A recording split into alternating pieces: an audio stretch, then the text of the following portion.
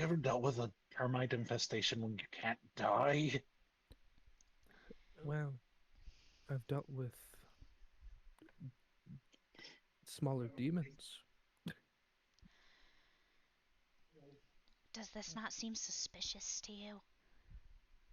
No, it's incredibly.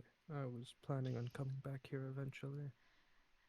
And that, she gestures to the hive where the creature you killed came out of. Does that not seem suspicious to you? And that, she gestures to the floor where the creature you killed was. Mm-hmm. Does that not seem suspicious? Hmm. When I stole the bug's memories, I saw a woman in them. I wonder if they're involved with the bugs. It's too much of a coincidence for somebody here in this castle not to know what happened in here. I agree wholeheartedly. Good. Then maybe you can help me look around in here and figure out what the fuck was going on. Wasn't there a book in here? Uh, I I think so. It's a little Oh, yeah. fuzzy after getting smacked over the head, I'm not gonna lie. You can see she still has a bruise on the side of the head where the bug thrashed her. He's gonna look around for the book. Roll me a perception check. Okay. That is a one sec. With my 17. So you start looking around, and you kind of like look up at your reflection in one of the windows, and then you realize there's somebody on the other side of the window looking at you. He's going to immediately blend into the darkness. Brian, you saw Apollyon in the lab, and then he just wasn't there anymore. You know what? It's been a long night. I probably don't even want to know. That's a lie. I very much do want to know. Brian's gonna leave the window and like, is there a hole on the roof? Yeah. Roof? Brian is gonna get onto the roof and just see if he can hear what if anything is being said or happening at all, or if Apollyon is just gone. Yeah, so Apollyon, you like blended in, Uh-huh. and Brian like immediately just starts climbing the fucking side of the building. And you Oh, yeah. hear Amani like under her breath saying to Brian, "Did I imagine the weird demon guy was looking at us through the window, or am I hallucinating?" I don't know if after whatever the fuck we saw in the hunting grounds could make us hallucinate the weird demon guy. But I don't think so. I mean, to be fair, he did make us hear his voice with just seeing us, so I don't really know. I just realized that Brian is not yet privy to his shenanigans. Yeah. Um. Hmm. I just had an aside with Brian, so things just happened. Mm. Just for reference for everybody coming in, this is an aside that happens before session starts, so you are not late if you're just coming in. It's cool. Um, so Brian's on the roof, and Apollyon, you've watched him disappear from the view of the window. Katya Mm-hmm. is currently looking on the other side of the room, and you hear her say kind of quietly, "I think we should probably have another conversation while we're in here." I agree. Also, Brian is climbing on the roof right now. "God damn it," she says. Do you want me to grab him? I mean, I kind of wanted to have this conversation without him, but he's here now, so I guess. All right.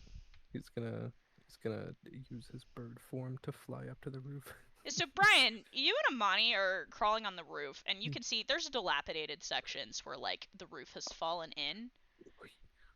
You're kind of peering in to the roof, and you see Katya rummaging. And all of a sudden, you just feel this presence behind you. Ah, Brian is gonna whirlwind step the fuck away because he doesn't know. You you He's go just to gonna be whirlwind gone. step. Brian, roll Gone. speed for me. Apollyon counter. Yes. Can he counter a that fucking 20? Oh my Oh, god. no, I cannot. Let's go! You feel the I'm speeding brush of fingertips at the back of your collar. You know you were almost just grabbed. But you managed to zip over and flash to the other side of the roof. You turn around and you see Electo standing there. Fucking damn it, man. What the shit? What the fuck? Amani says to you. Apollyon Bro. goes back to his human form. What are you doing here? And would you like to join us since you're already here? What am I doing here? I was just out for a nightly stroll, you know?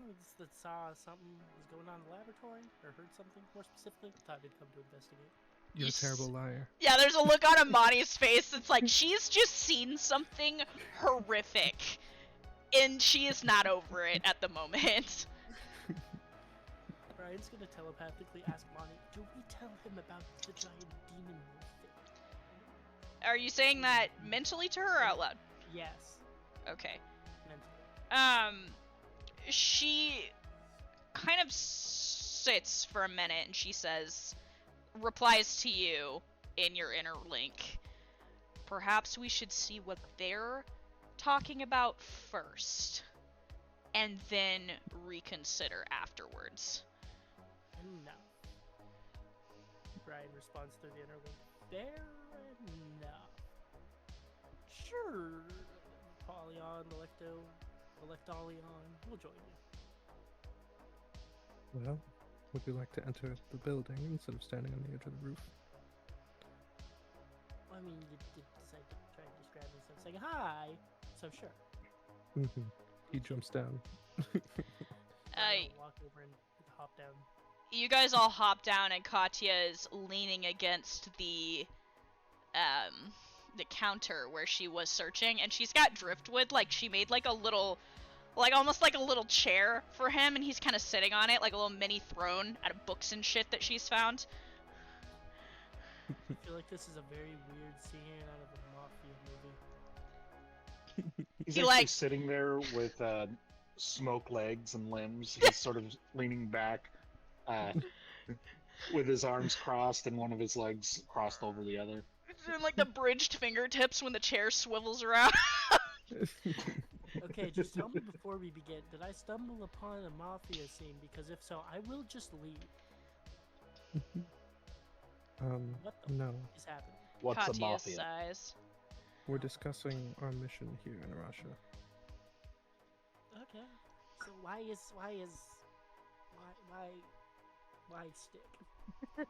Why is he Gotcha. simply like that? I didn't even know he could do that. Neither did I. Anyway, Katya, would you like to explain? She sighs and pauses for a long moment. Something's wrong with Pridwin. Oh. Is that the weird man that keeps seeming to change his personality every 5 minutes? No, that's the me. weird man that has a metal salsa bowl as a hat. Did I stutter? No. Imani leans over to you and whispers, I think they're talking about the same person. Yes. You see her, she's rubbing at her collar. And you can still see the mark there, Apollyon. The almost perfect glove impression.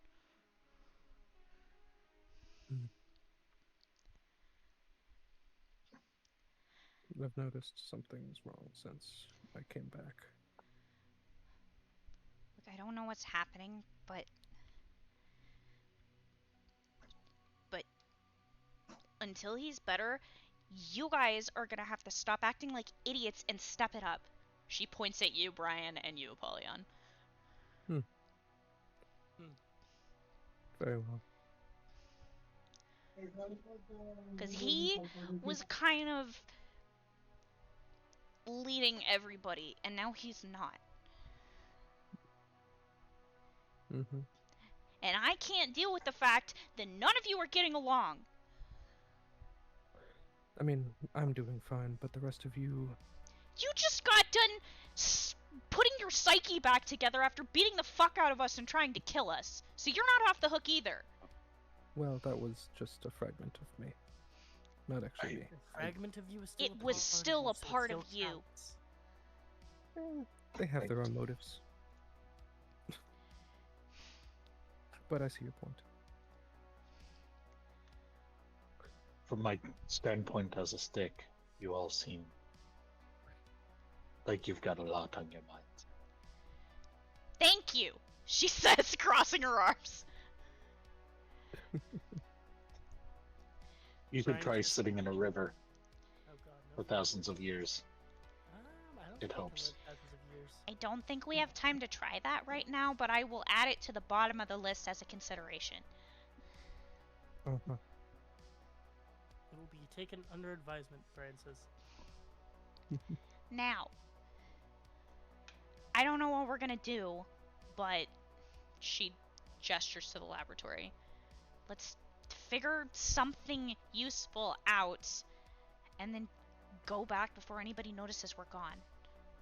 She pauses and slowly looks toward Brian and Amani. Nobody knows we're gone, right?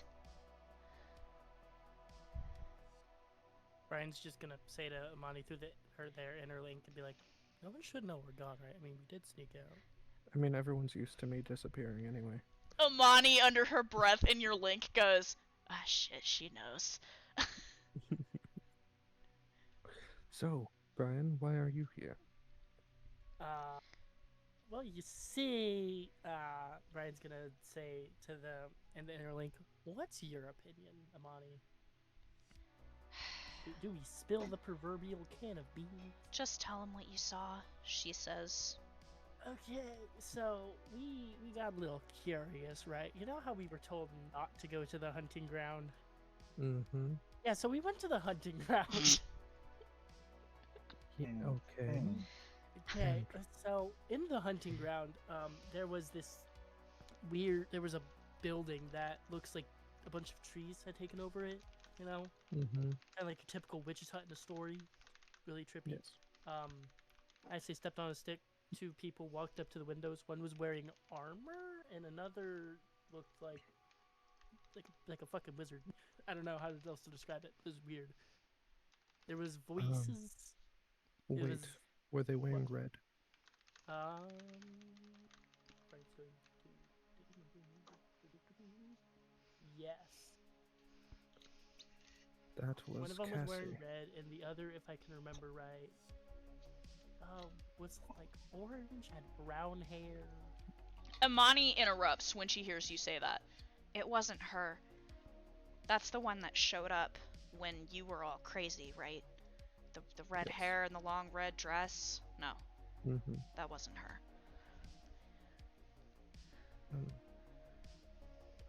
Describe the armor Of the first person or the second person? of the person wearing a whole set of armor. So it was like, oh my gosh, it had like a torn red cloak, red undershirt, Mm. typical night helmet, red hair out the back. That's a typical looking. You know, after we, wait, did Brian never see that person Which person? after the laboratory? The first person in the armor. Pretty sure you saw her. Yeah, okay, so Brian's gonna basically describe that person, be like, you remember the person we saw in the the silver and red armor right after the bug incident at, well, here? She had the weird floating thing with her. Yes. We saw Hmm. her and another lady. Interesting. Doesn't So we surprise couldn't- me that an event like this, there are some individuals conspiring. Oh, you have no idea. Okay, so, yeah, we couldn't quite hear what they were saying because Amani accidentally stepped on a stick. And so they walked up to the window. We got away from there, but when we did, we heard another set of voices where it was another person in armor. Why are there so many of those around here? Talking to something. And the reason I say something was because I don't exactly know how to describe it other than a wolf with a fuck ton of eyes and could speak to us mentally just by saying us. Excuse me. Bit her in half. You see Katya's face just pale. Apollyon should have some of Yal's memories. He would know exactly what he's talking You about. know right? exactly who he's talking about.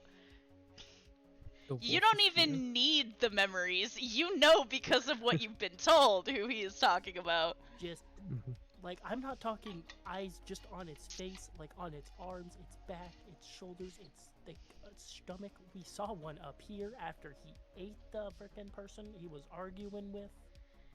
Does he have a picture of the wolf? I do. I can send it if you want. Oh, I have an art that I made of it if you need one. Okay, cool. I gave It should him be the in the art OG section. picture, but yes, there's also another picture I have Yeah. available if you need it. Yeah. Because I have the should- original piece and your piece. Yeah. I'm just thinking of the Ravager from Remnant Oh and yeah, Remnant 2. That's fair. that's It's cool. also on the Discord. Yeah, it's picture. literally the Discord background, but I'll send you the actual. Hold on. I gotta find it. So it's I'll not just in the same hold it, hold on. file. Yeah, here's the drawn art of him too. Oh shit, Steam is downloading a game. How am I not lagging right now? Okay, cool. I don't know. You're not. But yeah, basically. Oh no, it's NPC placement. Hold on. It is that motherfucker. Yeah. Yarr. That was. And the person above it, yeah, that's the person who's in the building. Oh fuck. So, fun time. Mm-hmm. So yeah, no, it kind of saw us. Brian, you would see that both Apollyon and Katya are both like, Freaking the fuck out. yeah.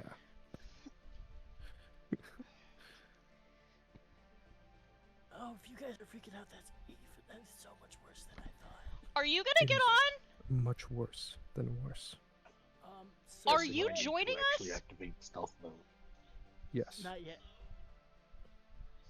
So Were they- what? Yeah, we're They doing an were aside, but they pretty were much everybody's speaking- here. To the wolf. Yeah. I mean, not anymore. They got bit in half. Like a peanut butter and jelly sandwich. We're all fucked. We need to find a way to. That is. The Wolf of Moscow. We can't. How is it here in the Beastlands? I thought he was stuck on the other side.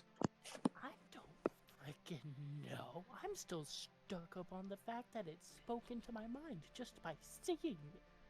I think he has a way back and forth. That's... Katya's rubbing at her jaw. You can see the paleness of her face. She's still horrified, but she's thoughtful. Says Haven't you Apollyon. noticed? I mean, you remember how the undead guys, the hunt, they stop people from leaving the Beastlands, right? Mm-hmm. But they haven't caught him. I think that means he can go back and forth somehow. That opens a whole lot of possibilities that are downright terrifying, to say the least. Well, if he's here, then fuck this place. We need to get back inside. We do. Like, Eric, where's the book? I need the book. like I'll take that now. with- She finds the journal that she found in the laboratory and hands it to you, and then grabs you, Brian, by the shirt sleeve and just starts pulling you. Whoa. We are leaving right now. Okay. So does Apollyon is. drag me along. I'm gonna do presence as Apollyon and just disappear into the shadows, and while I make my way back. Yeah, Apollyon just Can like Brian fucks also do off. this? Can Brian also try to be a stealthy ninja man? Yeah. Go ahead and roll a presence check for me. Okay.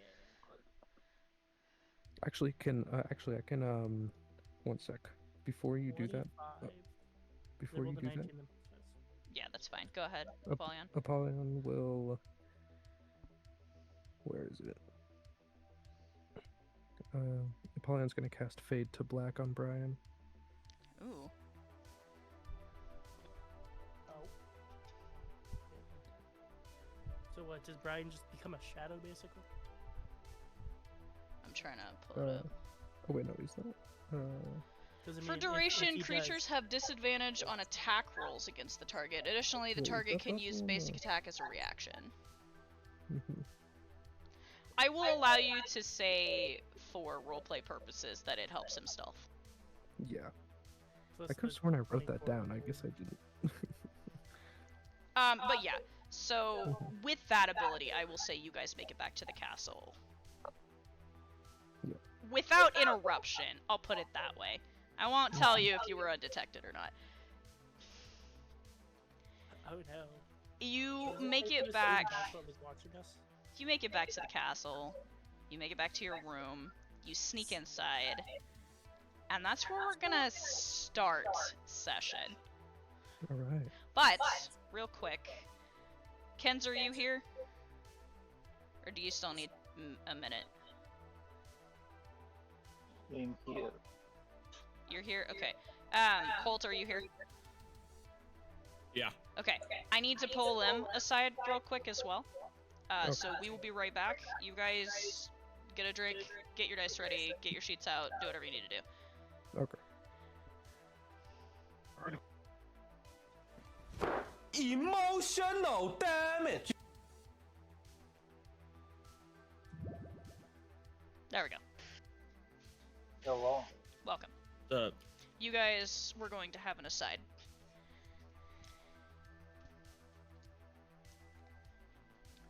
Because Katya, Apollyon, Brian, and Driftwood are not the only ones that snuck out in the middle of the night. Well, I don't think he snuck out, did he? I mean, I don't know about sneak, but you guys were supposed to meet up at some point this morning. In the essence of diplomacy. Yeah. He would agree. yes. Either way, you two are gonna have a conversation. This is that conversation. Where did you agree to meet? Let me take a look over your layout. We didn't really have a thing set for that. Yeah, I don't think we agreed on a location. We just said we would meet. I will say to make things easier, you guys met at the library. Is that fair? That'll work. Yeah. Okay. So, out on the balcony where you guys kind of had your initial conversation, and, you know, Pridwin and Lesovic were getting into it. Solon, are you taking Xavier with you? No.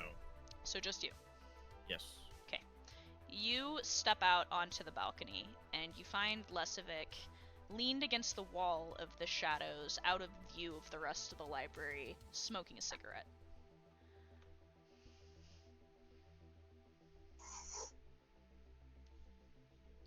Thank you for coming. I'm a man of my word.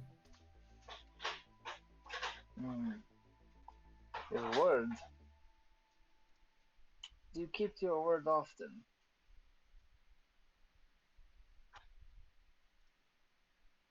There was one occasion where I couldn't keep it. I've made a point to keep it since. It is wise to be careful about what your word is. Convictions are more dangerous enemies of truth than lies, after all. True enough.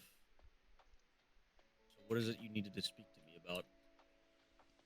Well, it is what you need to speak to me about, you see. I know what you are looking for in these lands. And I'm hoping you can help me find something that I am looking for as well. Oh, what would that be? So hasty. You're looking into this plague, yes? Yes, that's what we've been tasked to do. Task? You have no interest in this plague.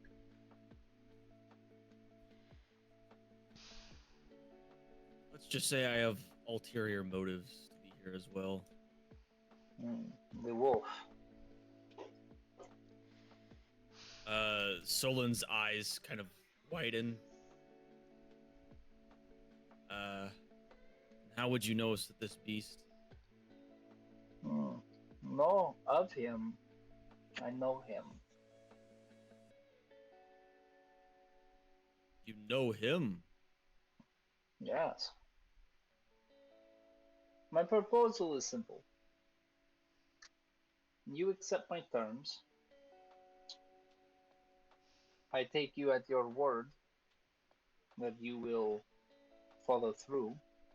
And to make good on my word, I will give you payment before you give me what I'm asking of you.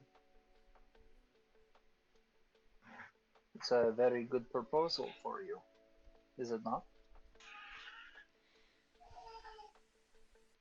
Very tempting. I agree. But it hinges on what these terms are. Ah, yes. That is the beauty of it. It will be what you're already looking to do. Your party, they're trying to deal with this plague. They've been tasked with it. I only want to have two pieces of information given to me. The first is its formula, how it was made. The second is if there is a cure, I would like to know what it is. This is fair, is it not?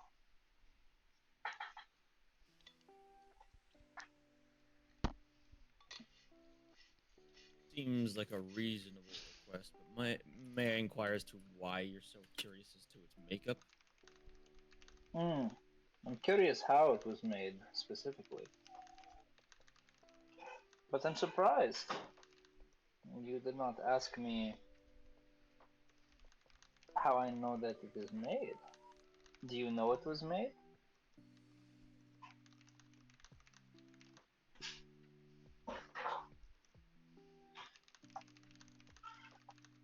No, we're not entirely sure. Hmm. I believe I know where you can look for it.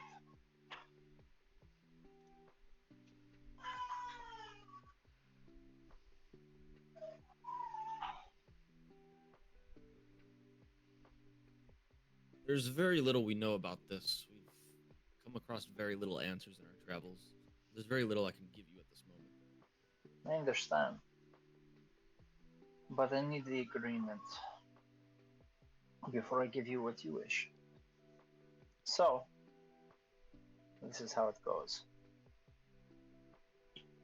You find this thing that I'm searching for. You bring it back. It doesn't have to be to me directly. I can have someone meet you somewhere. But you give me that information in the future, and I give you the information you are looking for now. Much like I did with your friend, a show of good faith of what will hopefully be a long working relationship.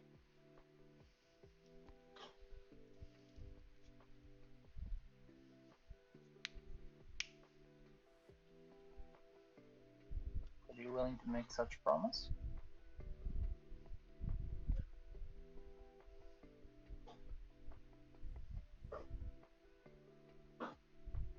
Hmm.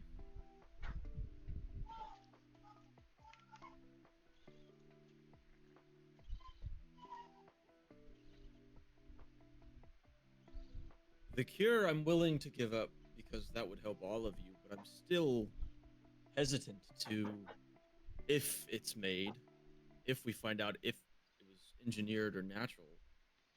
I'm curious as to why you're interested in that, not just the cure itself.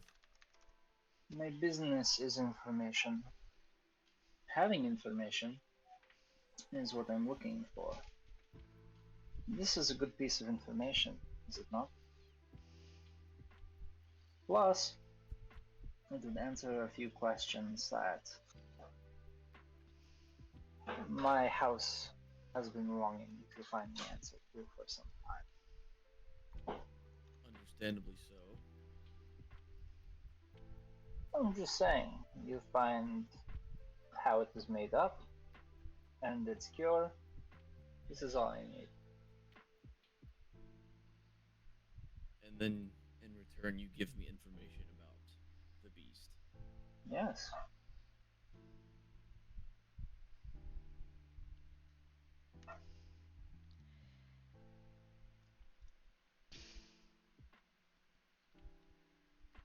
I will Fine. even tell you where I think you should look.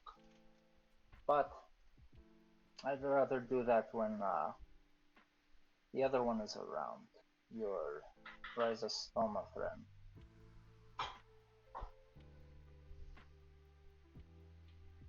You said while or well, he's not. Well, he is. I want him to understand. Do not keep this information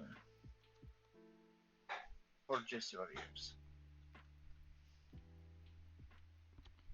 But I hope for more confidence in the rest of our conversation.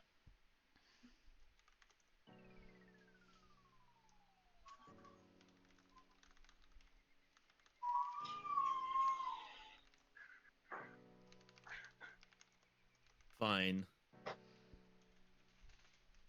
But I'm going to append your terms. Oh, I are will gonna give make you the me an- information. I will give you the information you seek if we find it. Well, I cannot ask you for information you cannot find. But I will also ask you to keep your ear to the ground for my sister. Your sister. What do you want to know?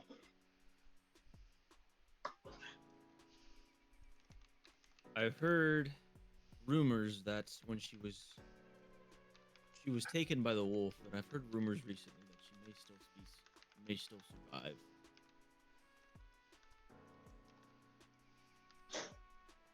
When you return to me, I will see what I have learned.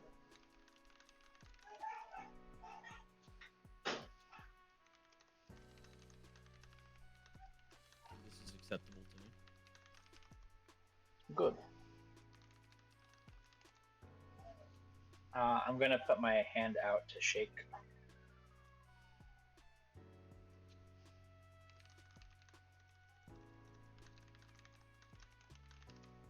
I'll shake the hand. As you shake it, he's gonna put one hand over another, over on top of your other one, and say, "Remember, to go wrong in one's way is better to go right in someone else's. I trust you, because you have made mistakes.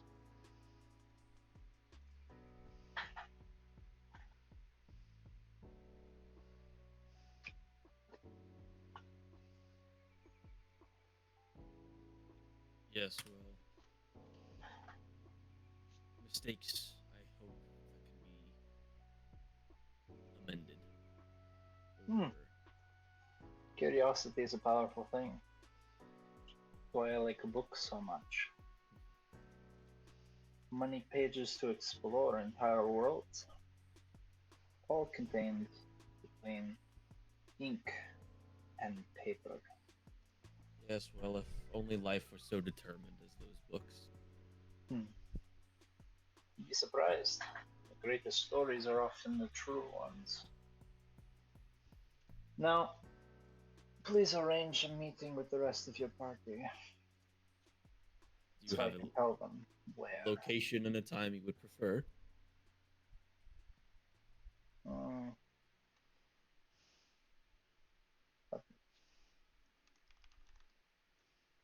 Before the lands meet. One moment. You good? I'm pulling up the map again.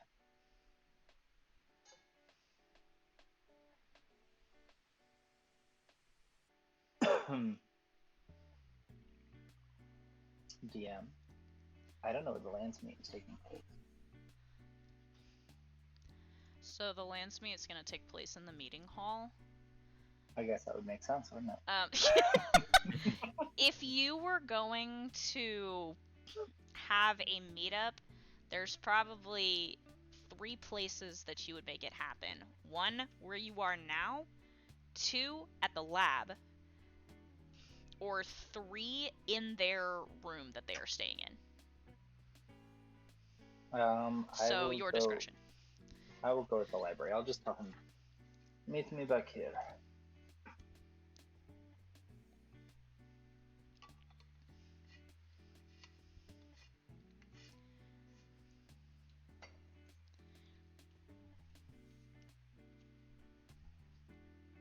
And that's where he says, all right. Yeah. I'm typing. Yeah. Sorry. Okay. Do you want to meet after the ceremony or before? Before. Before. We'll bring them here before we head to the meeting hall. I will let you lay out what you need from them. Thank you.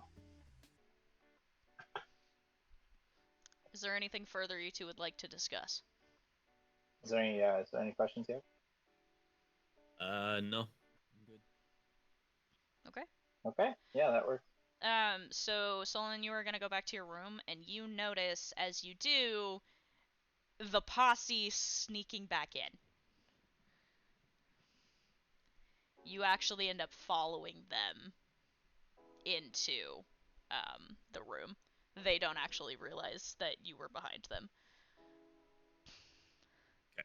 So yeah, do you have any questions for me before we go back? No, I'm weary of what I've just caused, but we'll find out.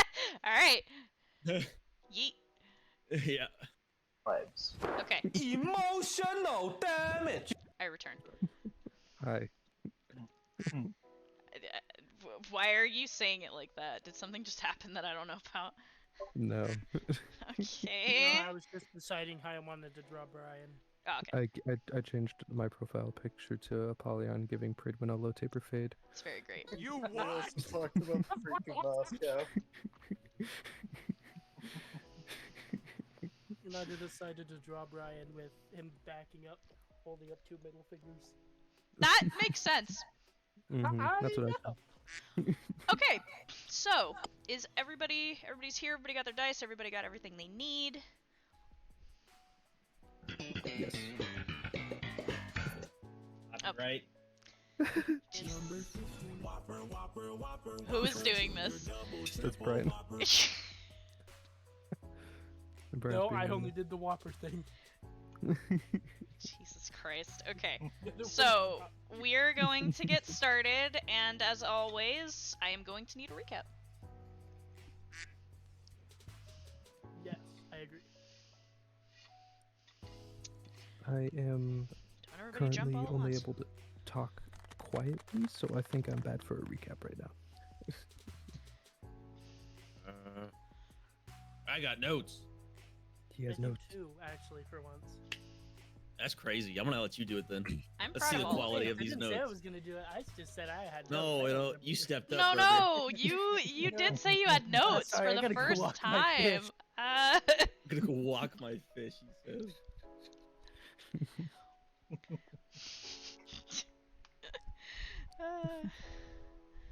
Alright, so Brian, what happened last session?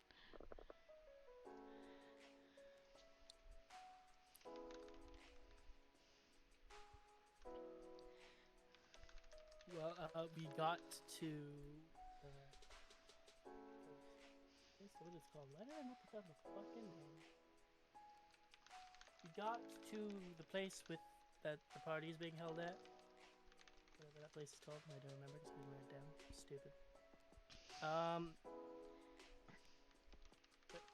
Polyon snuck in as his bird form Electo and pretended he didn't know us. Mm-hmm. We all decided to split up. If I remember right, Hatya went out to explore the laboratory. Brian, Solon, and who else? Was it Pidge? It might have been Pidge. Went to explore the library. Brian found a book detailing the life of a witch up until a certain point where it just stops. Mm-hmm. Katya got to the laboratory where she got knocked out by a bug. We had to go save her. Mm-hmm. And turned out the bug was a person who was experimented on. Napoleon stole their shadow. Yes, this is how we know that. And then we all went back to our room. Pridwin was pretty pissed off that Apollyon Solon. wasn't watching Katya. Mm-hmm. So that's where, if I remember right, we left off after Katya said he is back because we heard a weird howling noise. Damn, that's crazy. You starting to Right? make sense of that, Brian? Yeah, I'm starting to make very much sense of that. Me place thing and thing together. Also, we're You mean fucked. out 2 and 2 are 5? More than that. My God. Yeah. So, does anybody have anything to add to that recap? This next episode is called We're Fucked. Yep. I can't make that as my Twitch stream title, but yeah, it's pretty accurate. Yeah. Solon set up a meeting with one of the with Lasovic at a later date. At a later date. May or may not have just happened. Yes, we have had a few aside episodes, 3 of them actually, in the last 30 minutes, so we will begin with everybody waking up the day of the banquet. And as you guys look around the room, many of you will notice that there are some tired faces amongst everybody. It is evident on a few faces that sleep did not happen last night. You get up and you get around, and from the chatter of the Sokolovs nearby in the other rooms, you gather that you kind of have the day to enjoy the grounds and prepare yourselves for the banquet this evening. Since the banquet starts at clocks aren't really a thing right now for you. I mean, you guys are. You assume it's right around 5-ish In the morning? p.m. Oh, when the banquet is. Oh, I'm dumb. 1700 hours. Gotcha. Does that help you? Okay. The banquet's around 1700 hours, and you guys are waking up at around 0800. So you have a little bit of time to, like I said, explore the grounds, maybe have a group meeting and talk through some things, go find some people and ask some questions, compete in the games that were going on outside, meet some people. The day is yours. Do with it what you like. All right. Brian is going to go in the opposite direction of the hunting grounds. Apollion's Right, gonna he's gonna stick go with back. Katya. He's gonna go back to the library. Yeah, so are you guys splitting up, or are you guys gonna have a conversation first? We should have a conversation first. Okay. We gotta have a conversation. Apollyon will stick with Katya, but definitely have that conversation. Yeah, so as soon as Solon mentions possibly, we should probably have a conversation, that kind of gets everybody's attention. Apollyon approaches. Yeah, you guys kind of all gather. There's there's the areas where all the beds are in the quads, and then there's a living area. You guys all kind of seat yourselves, or stand, or do whatever the fuck it is your characters do, around the meeting area. Did you all get to last night? Couldn't What's sleep, that so I went supposed on to a late mean? night stroll. Mistake. I don't move. I go on walks a lot. Very enthusiastic walks. I did not go on one of those type of walks. Look, I think it would do well for all of us to be honest with each other and cut the shit, Minerva says. So I'm gonna make a side of the bed. Brian will mutter so no one hears it. But No, you know what? Honestly, I'm tired of it. Because we're working against each other when we're supposed to be working together. Does nobody else see a problem with that? Liam kind of puts a hand on her like leg and pats it to calm her down.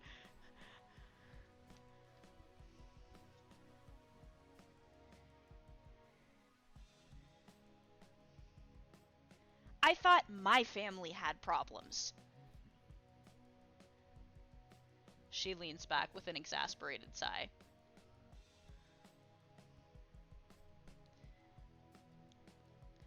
Katya slowly turns to look at you.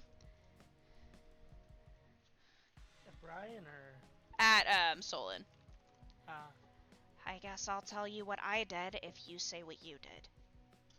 That's a fair request.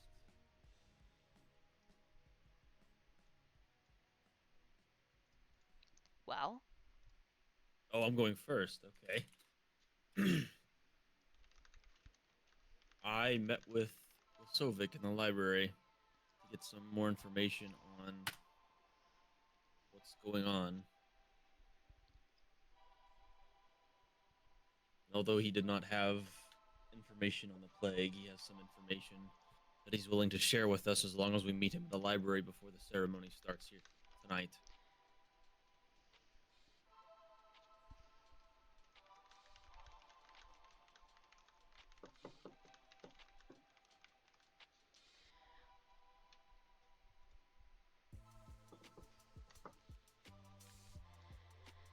So he just wants to meet up with us? That's all I'm aware of, yes. and he wants nothing in return for this information. He wants to know about the disease, any information we find out about the disease. Obviously, we don't have anything at the moment, but he wants to know the cure and where it came from. Don't have that. So we can. So how about some of us go try and, I don't know, investigate the laboratory maybe? There might be something there. 'Cause, I mean, it is a lab. Apollyon pulls out the book. I made it very clear to him that we don't have that information, and he was content. As long as we don't honestly have the information, he's still willing to share what information he has with us. Apollyon slowly pulls out the book awkwardly. Oh, Uh-huh. hide the book. And what do we have here? It's a book we found in the lab. We have a pie. In the lab? What were you all doing in the lab? In the lab. well, if you Um, want me to be honest, we were looking for clues, she says, crossing her arms. We found more than what we were looking for, to be honest. A lot. Yeah. Which one would you like to know first? I There feel like I was- should I mention the most pressing part of what I figured out? We'll get to that part. I think he'll have a heart attack if he hears that one. Okay. Yeah, Fair maybe enough. we should ease into it. Okay. Yeah. I thought we just Um, wanted to rip it off like a band-aid. Gotcha. So do you want to hear the stressful news or the heart attack inducing news first? Start from the beginning. So, Katya went over to the lab with that strange blonde girl and ended up getting into some danger with something that was inside of that lab. After Not me and just Pridwin- Something, she says, looking at you. Would you like me to show him? I was gonna have you say the word. Giant bug creature. Katya Bug. makes a face at the rest of you. And, doesn't help that they were experimenting on all of the bugs in that lab. And that's where we found this book. Also, I can show you the giant bug creature if you need any more proof. No, thank you. I'll believe you. I could do without seeing it again. That's fair. Brian's gonna whisper to Apollyon, "At night, you should totally turn into it and like hide under his bed, scare the shit out of him. It'd be funny." That would be pretty funny. I know, right? Liam leaning over between you two goes, "You know the rest of us can hear you, right?" I know. Yeah.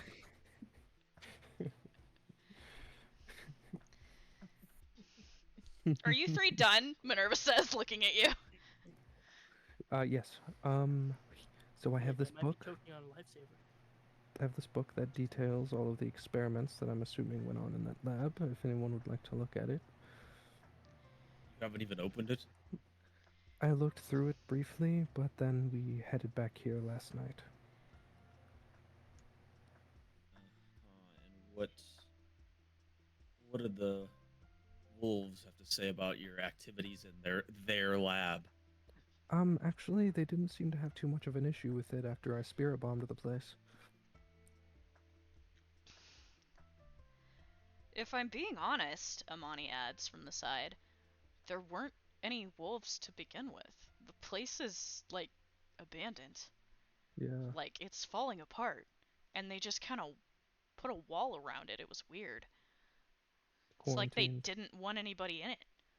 Well, they didn't do a very Or, good job, obviously. They just put a rock Brian's wall gonna around it, but... mentally say to Amani, "Holy shit! Wait, they said something about the fucking Wolf of Moscow, and that lady said something about walling a place off yesterday, and that no one should get in it."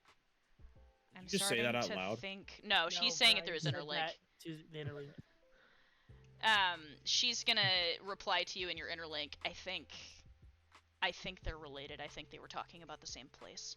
Oh, they are totally related. So there's got to be something more than just the book, right? This is still going on. So, for this next part, Solon, I would like you to sit down. Already sitting down? You might Sit want down to harder. lay Now down. put your head between your knees. Yeah. Brace for impact. Pretty much, yeah. The Wolf of Moscow is here in the Beastlands. What? Yeah. And our friend here, Brian, ran into it. Well, not. Yeah, he ran into it. Mhm. Yeah. Okay. So let me explain what I was doing. Okay. So there was I got the weird feeling of being watched right last night. So instead of sleeping and ignoring it, I went to investigate, and I thought, what's the one place we haven't been that was forbiddenly off limits, right? The hunting grounds. So what do? Went to the hunting grounds. As you would, yeah. Pridwood course, just yeah. rubbing the bridge of his nose at this point. Yeah, so I discovered multiple things. Y'all remember the night that was outside of the laboratory right after we rescued Katya? Does he get Nobody bitten in else half? was there. So the only people Oh. that were there that even knew about the Katya incident, I think, were Apollyon, you, and Pridwin, Yeah. and their partners. And Fridwin was too pissed to even care. Okay. Yeah.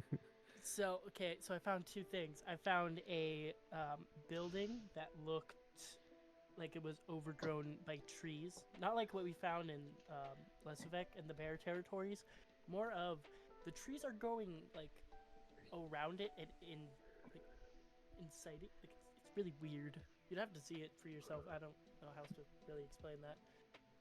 And that wasn't where the wolf was though. No, that was where two separate people. I couldn't really figure out what they were doing there. Anyways, important part. So I hear. So as I'm getting away from that building, because of course I stepped off a stick and I'm dumb. I hear two people talking, and it's. At first, I could just see. Are you this gonna join this random conversation? Girl talking to what I didn't know at the time was the Wolf of Moscow. And they seem to be arguing about a place that was walled off that people got into that should not have gotten into it, which I'm assuming is the laboratory. That would be a very good guess, yes. Yeah.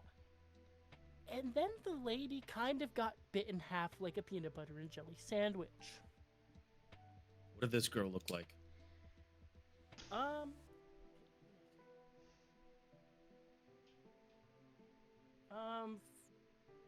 Do I have to roll a memory check for this?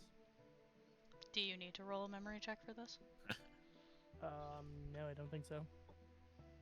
I'm pretty sure Brian just could remember. Do you, as the player, remember what she looks like? Yeah, I'm looking at the picture. Okay.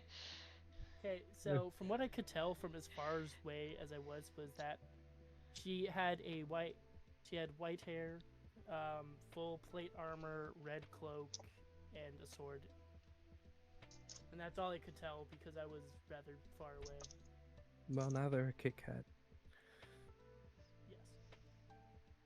A very, very bloody Kit Kat. And yeah, so I saw that. Then, as I'm getting away because I didn't know what the hell that was because it had eyes literally everywhere and it was a giant wolf, it saw me. It spoke directly into my head. Yes, it does that. It's kind of fucking freaky. Yes, I don't think you understand what you just ran into. No, I don't. But then I escaped, got to the lab, met those two. Brian points to Apollyon and Katya. And that's when they explained what that was to me. And the more pressing problem is that it is able to freely come here from the other side of Russia. Yeah, so it appears to also be able to teleport.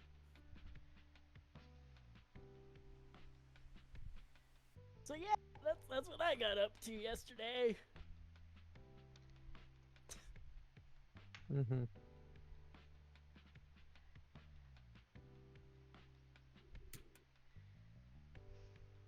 White hair. What'd you say? I'm just like, Solon's pondering out loud. He's stuck on the white hair part. Yeah, that's all the details I could tell out of the person. I mean, I would say I could go find more details out about them, but No, you don't know what you're dealing with. Yeah, I'm would you gonna be like to honest. explain it? You'll get torn in half by that thing. God. Actually, kinda well, like you'd be lucky if there was anything left, to be honest. Katya That points thing. at Apollyon. He'd get torn in half by that thing. That thing wiped out a town within minutes. That town contained a whole group of students, much better quality than anyone in this room. Damn, don't be too harsh, jeez. Just say it as it is, homie. I mean, you're not wrong, but I did tell you. We need to be very careful.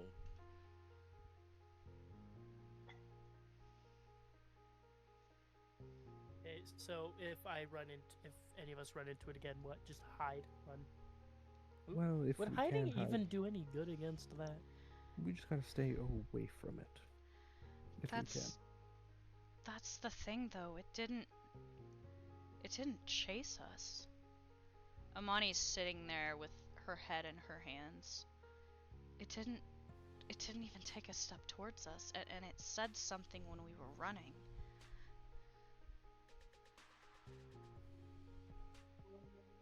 She looks at you, Brian. Yeah, didn't it say instead of like a rabbit, we were more of a rose, and that we didn't know we were already dead? She nods. That's not ominous at all.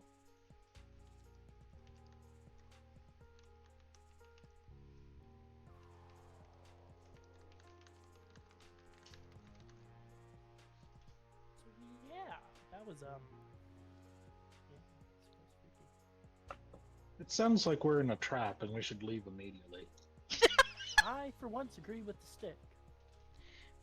I can't believe I'm saying this, Minerva says, but I also agree with the stick. Brian's gonna mentally say to Amani, would now be a bad time for a stick putt. Well, As much as I want to agree with you all, I think we at least have to see my curiosity telling me to see this through at least for the day.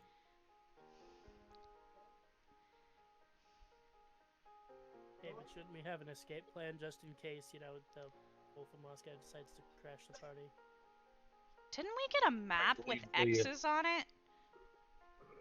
I believe everyone has been making it perfectly clear that if the Wolf of Moscow wrecks the party, we're already dead. Okay, fair. Yeah. I guess I probably should make this known. Someone's gonna pull out the book he found in the library with the tally marks on it. I found this in the library, hidden rather well, but not well enough, obviously. See if you all make heads or tails of it.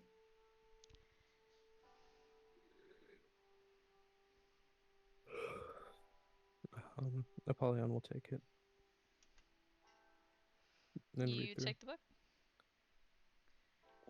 I'm trying to double check what all. Do you want to give them the description since you have it in your notes?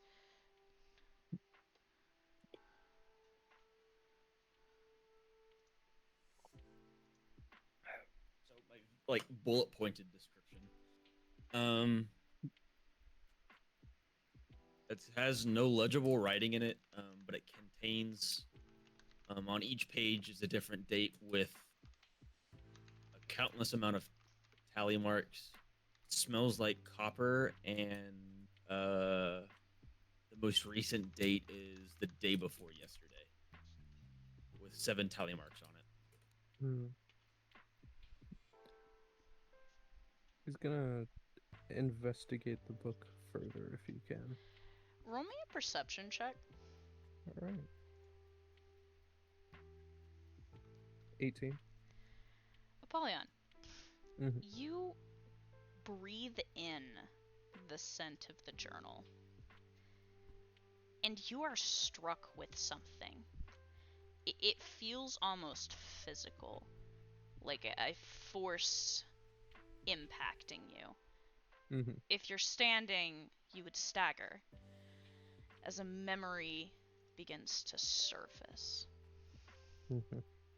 You don't see anything, but you remember that smell from a long, long time ago. That and the scent of sulfur and a vicious snarling somewhere in the background. What the hell? You see Apollyon just sort of like in a trance looking at this book. You also notice in your inner link, you can feel Abaddon shuddering. You recognize this too, Abaddon?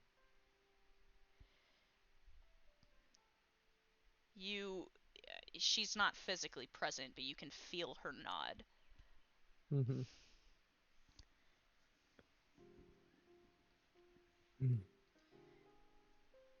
Can I roll memory to try to figure out who this is?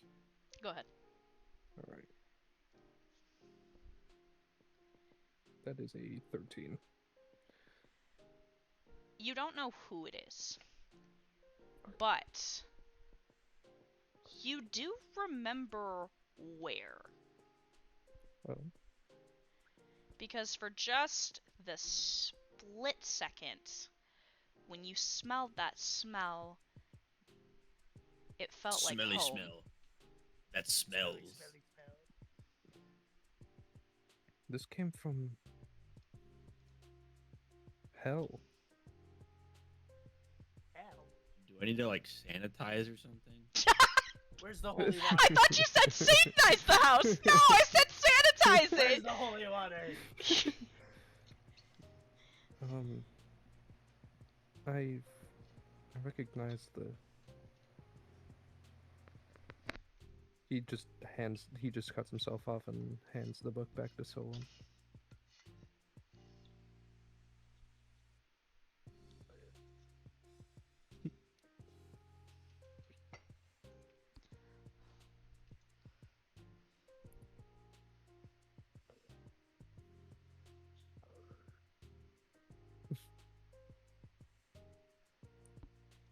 Everyone's muted except me and Brian, I just realized. Well. Hey, Paul, how's it going? Hi. Hi. Back. Sorry, things are loud here. It's You're okay. good. It's all good. So it came from hell. How did it get here? What's the question? Can you make out what the tally marks mean? He takes one last look at the tally marks, trying to piece together what they could possibly mean. Oh, hold on. I'm getting a fax from God. Oh, okay. Getting a fax?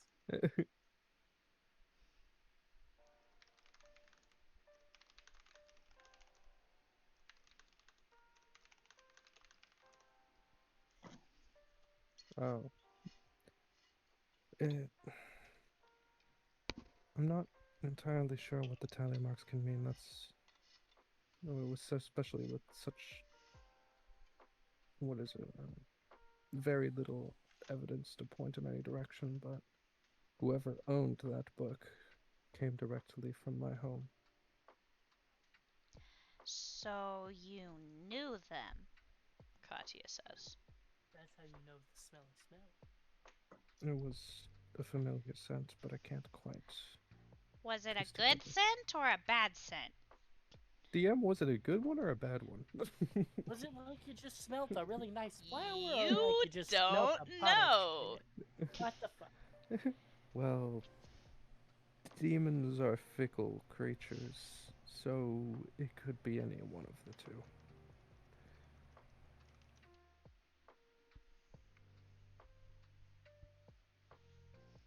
Regardless, the owner is most probably a demon. The smell of sulfur is all over that book.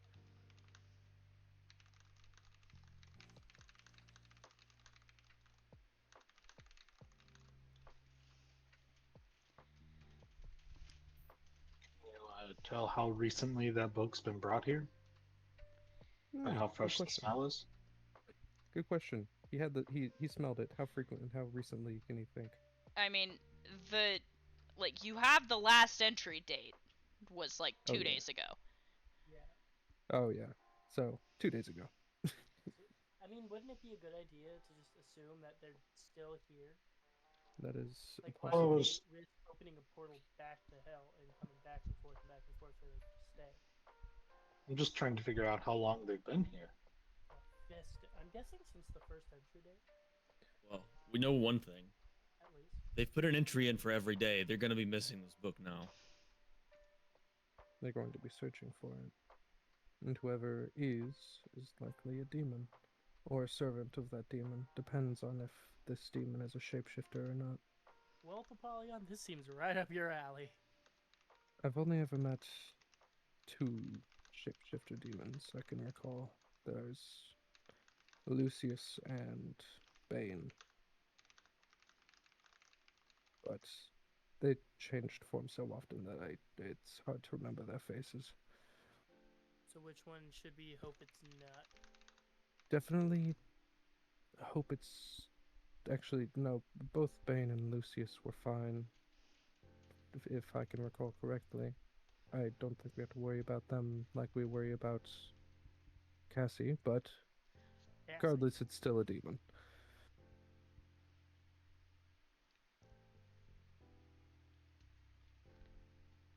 And if it is a shapeshifter demon, then they will likely also have a really good sense of smell, so whoever is chasing you around or stalking you is likely our culprit. I think you should hold on to it personally. Alright, Apollyon puts his hand out.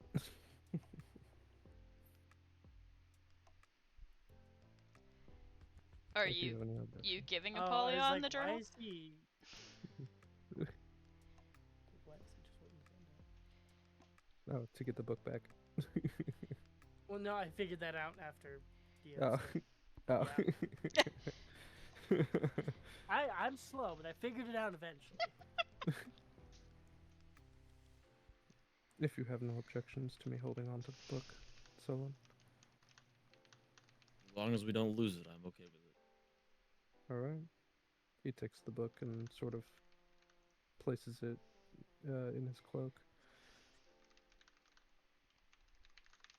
Everyone's handing me books lately. Must be the end of times.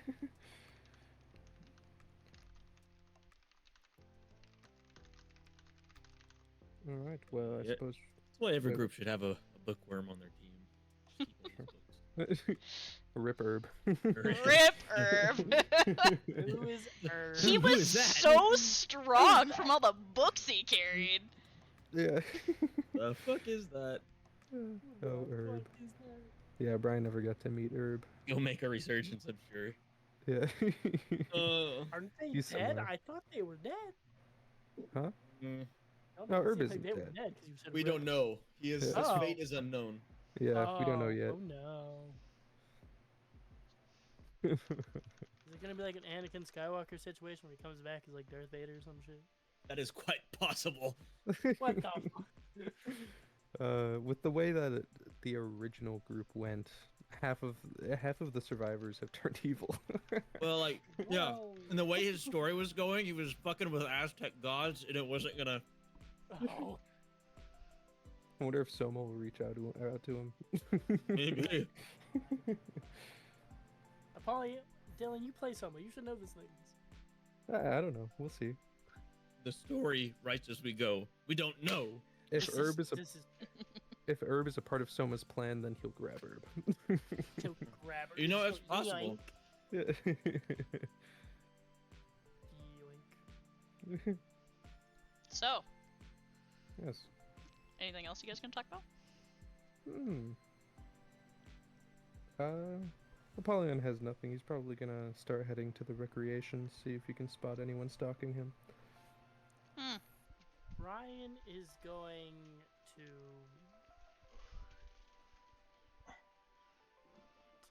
not go outside. That's what he's gonna do. He's gonna be like, fuck that, and stay inside. So he's gonna go to the library. Yeah, so I just Alright. need to know who all's going where. I think I'm just gonna kind of wander around the courtyard and just kind of observe the architecture and just take in the scenery. Is there a big ballroom? Apollyon will go to the big ballroom. Yes.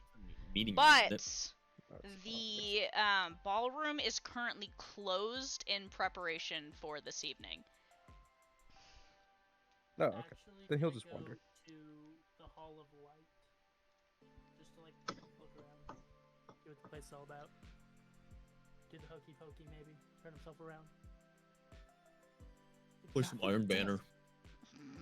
Or with the wolves. Play some Iron Banner. Okay, so hold on.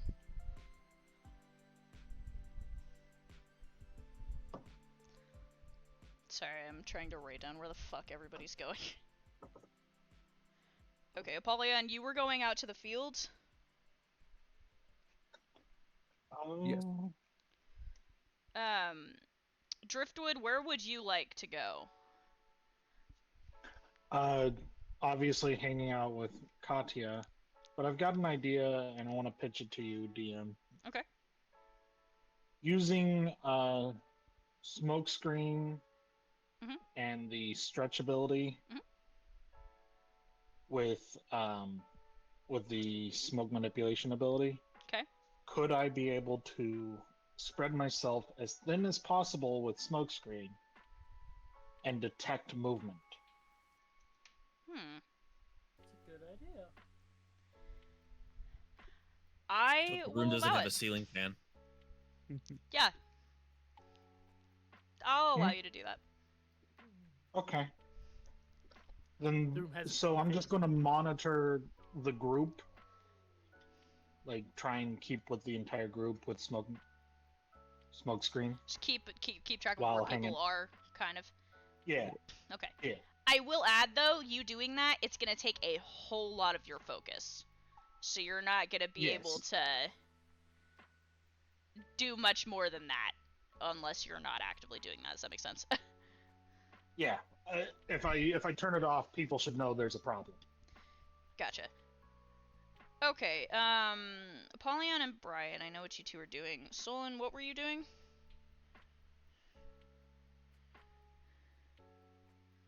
Solon.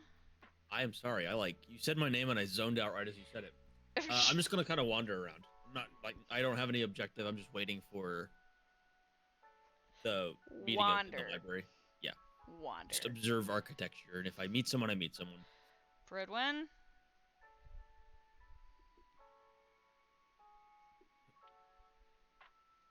Going to join us?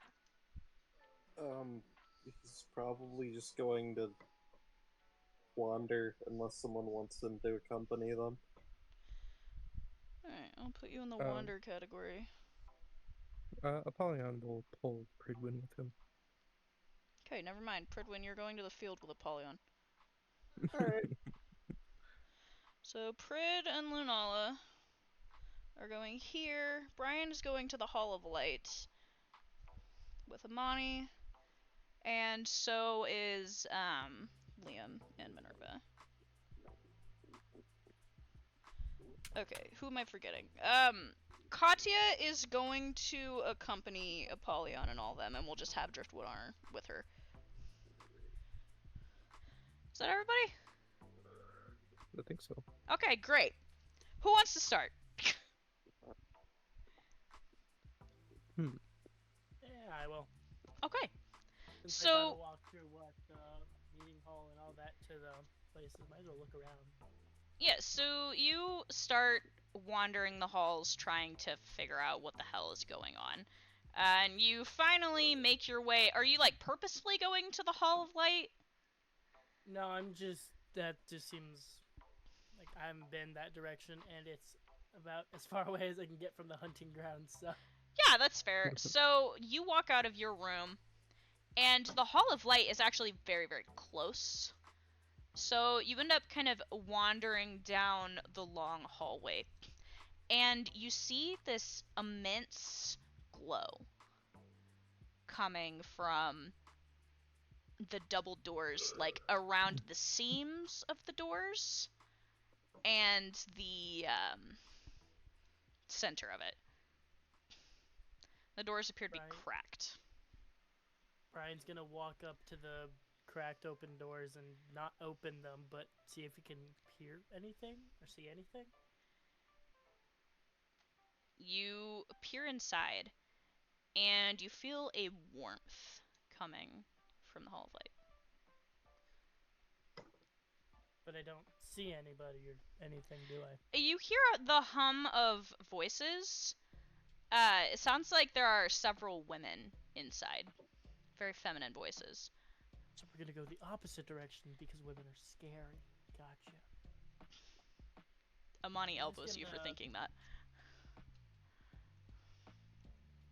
Whatever. Okay, so Brian's gonna go to the throne room instead. Just basically, he's gonna explore. You're going to the throne room? Yeah, just explore. Okay. You Change. walk down the hallway towards the throne room, and you find that the throne room is open. All the doors, surrounding are open, and you walk inside. Are you looking at or for anything in particular?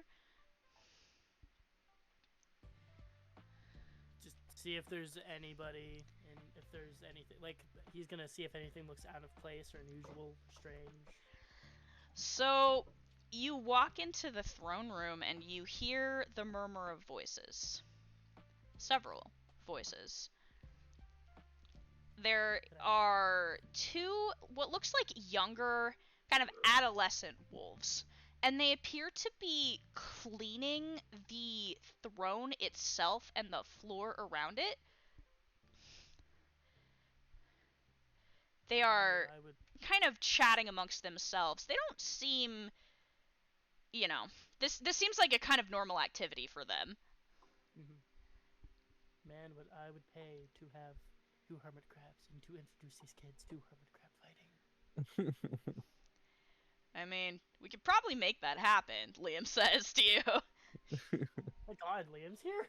Yeah, Liam is with you. Liam and Minerva, and then you and Amani are together. Oh, okay. We should totally try and find some hermit crabs and introduce these children to hermit crab fights. I'm not sure if we're gonna be able to find hermit crabs around here, but we could probably come up with something just as entertaining. what are some little aggressive creatures that are here? Rats. You say, what are some little aggressive creatures, and Liam shrugs and points at the two kids, like, cleaning the throne. No, we're not gonna make children fight each other. That's illegal. What the fuck? I'm not trying to get thrown in jail. It's yet. illegal in America, Liam says. Huh? I'm imagining it's illegal to make children fight each other for sport here, too. I see no problem. Well, you're a demon. That's fine. You're not supposed to have morals. As you're standing there talking to each other, you pick up a little bit of their conversation. They were kind of laughing about something, and then one of them looks over at a kind of the armrest, one of the particular arms. This throne is like grandiose. Like, this thing is big and very, very pointy. The way it's formed, it looks like it's made out of almost jaws. And you notice there's something dripping from the armrest. Something that, you don't think you saw the day before when you came in. Oh no. And the kid, he quickly stops what he's doing and goes over to the armrest, realizing there's a very large spot. He starts cleaning it, and he murmurs, "We need to hurry up. I didn't think he was going to be here today." The other one kind of murmurs in agreement and goes to aid him, and they're kind of scrubbing this armrest, and you see at one point they lift the cloth to look, and as he's looking at it and the cloth is in the air, you can make out that the cloth is red. Oh? Brian's gonna... Does it look like they're almost done? Yeah, it looks like they've made pretty fast work of cleaning the throne. Okay, Brian's gonna wait until they're done cleaning and then go to investigate. Are you guys just hovering kind of in the throne room, just watching them? No, I think we're just like standing like by the doorway inside the room, like off to the side, and we're just chatting. Okay. So you guys are trying to look casual? Yes. Okay. So yeah, you guys wait, I guess, until they're done cleaning. They finish with the armrest, and they kind of step back and nod to each other. And they look up, and they make sure that the open air around above the throne, it's very bright in this room just because of the sunlight. They kind of nod, and everything looks pristine once they're done, and they grab what they were using to clean, and they hurry off towards one of the doors leading out into the hallways. Yeah, Brian's gonna walk up to the throne and see what was dripping, if there's anything at all. That's weird. You walk up to the throne. The throne looks immaculate. It has been perfectly cleaned. It looks as though it was just created. Brian's gonna lift up the armrest that they were cleaning under and see what that was all about. You kind of try to look around the armrest. I mean, it's part of the chair. The whole chair is structured out of this, like, what almost looks like bone and metal. Is it bone? You're not sure. If it is, you don't know what kind of creature it came from. You can't decide if it came from a creature or if it was supposed to be made to look like it came from a creature.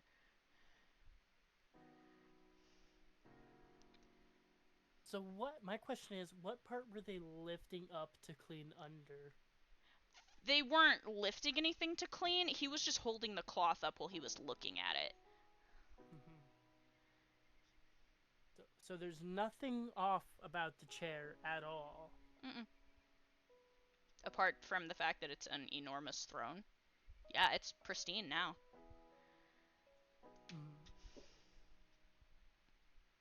I have an idea. I'm gonna try and sneak away when the party is happening to see if I can investigate. Because there's something that's bugging me about it. I just can't figure out what it is. Okay. Well, party will happen later. Is there anything else you want to do? No, I think that's it. Okay, well, quick pause on you. We will go out to the field. Apollyon, Fridwin, Cat, Driftwood, you guys are all out at the field, and you notice there's a lot going on. There are a whole lot of games happening right now. Like, there's competitive tag going on. Like, in one area of the field, they've got, like, hand-to-hand competitions going on. They have some other games that are just happening, and there's just a whole bunch of, like, from what you can sort of tell, adolescents, people, all different ranges of the Beast Curse. You see some lions out there, lions and lionesses. You see multiple different type of what you think are bird people. They look probably the most human out of everybody, but you still see the feathers sticking out here and there. They're very agile and light on their feet. You see the very brawny, muscled, what looks to be bulls and cows with horns jutting out. You see some people that look like goats.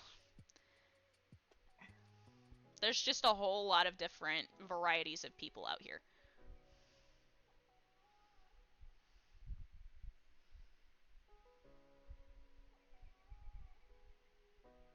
What do you guys want to do?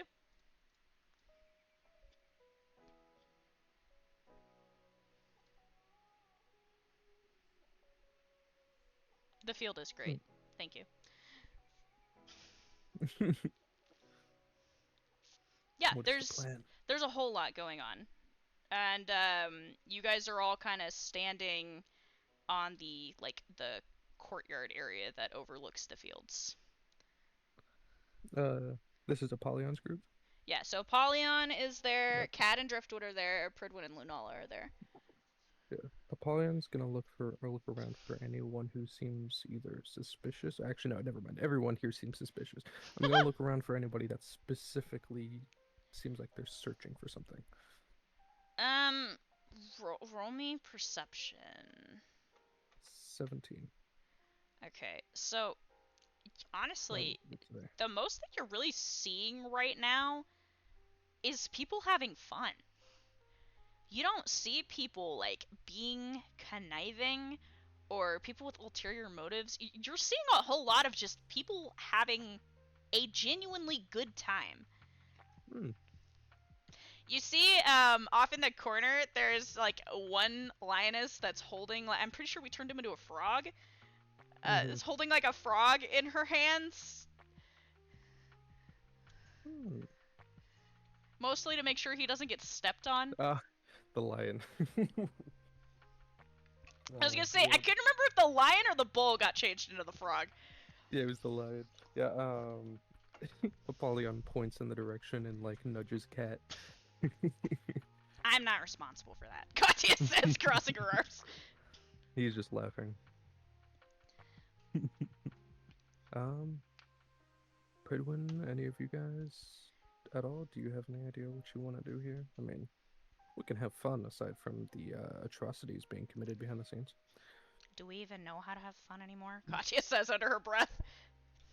I mean, I've known how to have fun for the last 1,000 years, and I've been through a lot. I've been counting counting blades of glass. Is that fun? No. He said no. No. Sometimes you have nothing better to do. At least you kept yourself busy, Katya says. Well, I guess I'll keep my eye out. Apollyon's just gonna he's just gonna start walking over to any of the children or something, and I'm gonna start making shadow puppets. Okay. So you are are you, like, looking for littles? Because the only littles around here are wolf pups. Yeah, I'll go with them. Okay, so you do see, there are a lot of younger generation wolves, or people with the wolf curse, sitting and watching the games. Like, very excitedly. You can tell that this is like a spectacle for them. They don't get to see fun stuff like this very often. So there's a group of, like, probably, like, a dozen and a half, maybe 15, 16 of them, and they're all just kind of huddled up in different areas watching all the different games. Mm-hmm. Yeah, he'll just watch the games.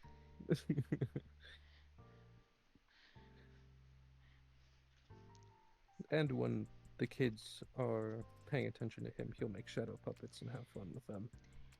Yeah, most of them have been kind of ignoring Electo, but the first one to notice you is kind of a little slate gray wolf pup. She doesn't look very old. You think she's maybe like 6, 7 years old. Mm-hmm. And she is intrigued by your weird shadow puppets.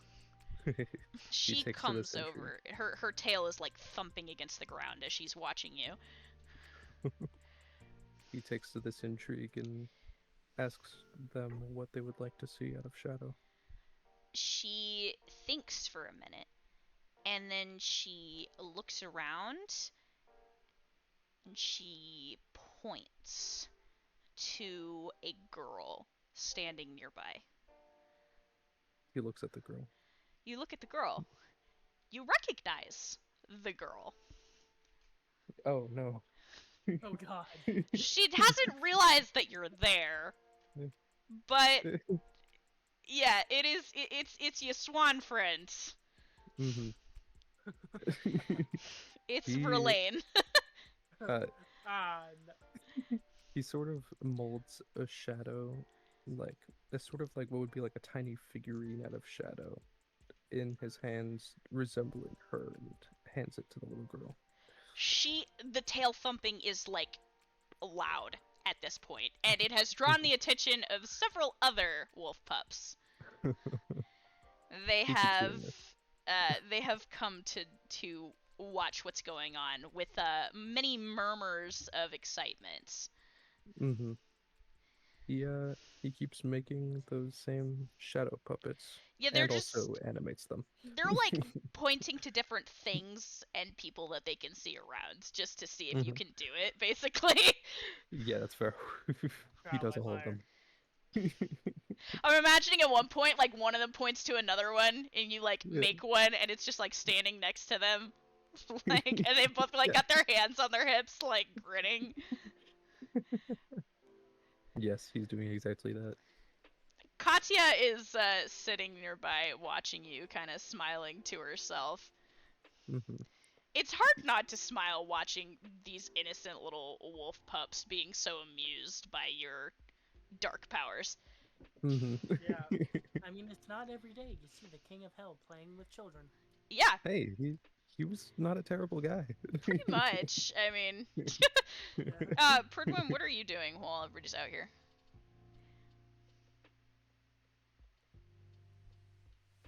I guess keeping an eye out? I mean, like I said, the area, it seems safe. Everybody's out here just kind of having fun, competing. Like I said to Apollyon, you don't really see anybody, like, conniving or doing anything sus. In fact, the only people that are any amount of intimidating are the guards that are posted. But even they are lax, kind of watching the competitions, cheering people on. There doesn't really seem to be a threat here to you. Apollyon is going to create a shadow clone of himself that goes over to Pridwin and nudges him in his direction. You are nudged. He'll approach Apollyon. Oh yeah, you guys haven't seen this ability yet. He just straight up creates a shadow clone of himself that walks over to Pridwin. Uh-huh. Creates a clone of Electo, I'm assuming? Yeah. Okay, just verifying. Pridwin, you are nudged, and you notice that Lunala is no longer with you. She is sitting by Katya and watching the wolf pups, who are rambunctious and having fun. Did you need something? It doesn't speak, but it points in the direction of the real Apollyon.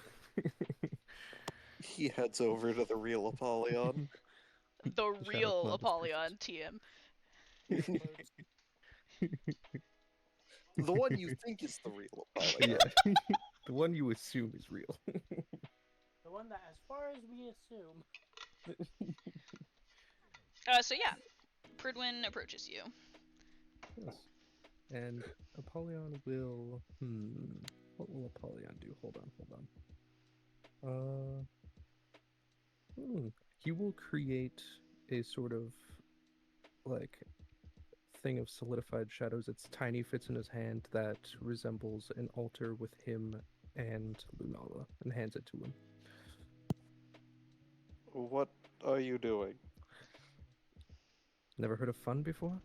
He hands it to him.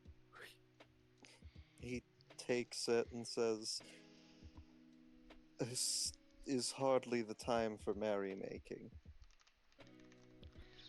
Well, what else are we gonna do? Save the end of the world? We're chilling here, having fun. I never thought I'd see the day where Pridwin is a Debbie Downer. Holy. Just enjoy yourself, Pridwin. These are one of the few times we're able to. I appreciate the gesture, Apollyon, but I sincerely think this is actually one of the few times I can't. It's not a request. Just sit down and enjoy the day, at least until things go to shit. You're my friend, so I just want you to enjoy yourself while we all still can. Apollyon looks over to Lunala as well and nods. You look at Lunala. Katya is like on Lunala's shoulders, and Lunala's kind of like holding onto her, and Katya is holding Driftwood as high as she possibly can as the wolf pups are trying to jump up and grab the stick. Electo, a little help, Katya says. He sends the shadow clone to assist. The shadow clone, like, picking the stick up even higher.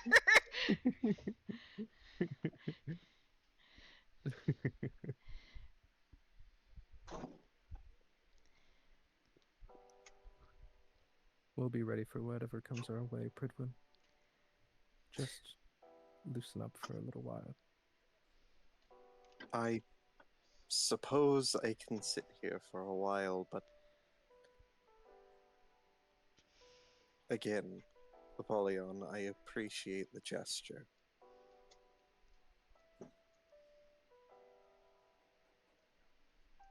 Just enjoy yourself. And he places down the little altar he made. You're kind of holding the little shadow image in your palm, and you see the a very familiar image of the altar where you and Lunala exchanged vows.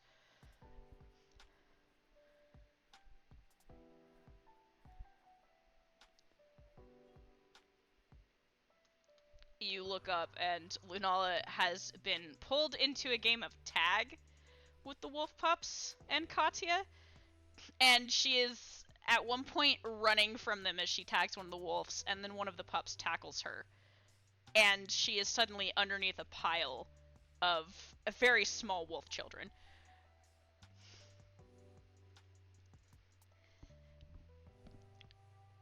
Pausing on you two, Solon, you're wandering. Where are you? Where are your wanderings taking you?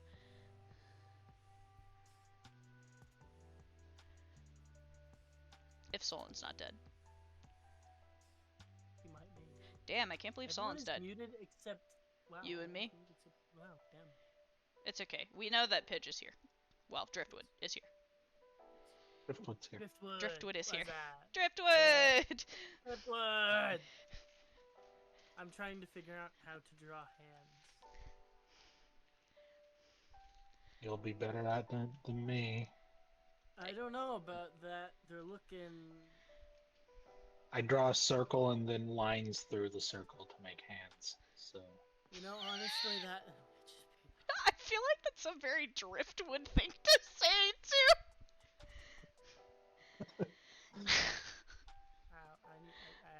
Oh my god. Wow, since everybody else is dead, Brian, Hi. You explored the throne room. Where would you like to go next? Look at the map. I'd like to go to the Hall of Remembrance.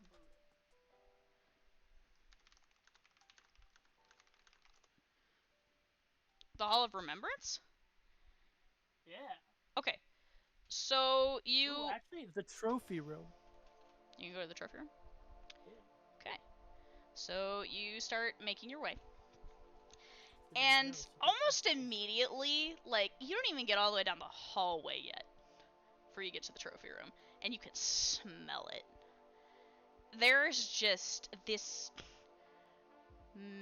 mixture of just indescribable animals.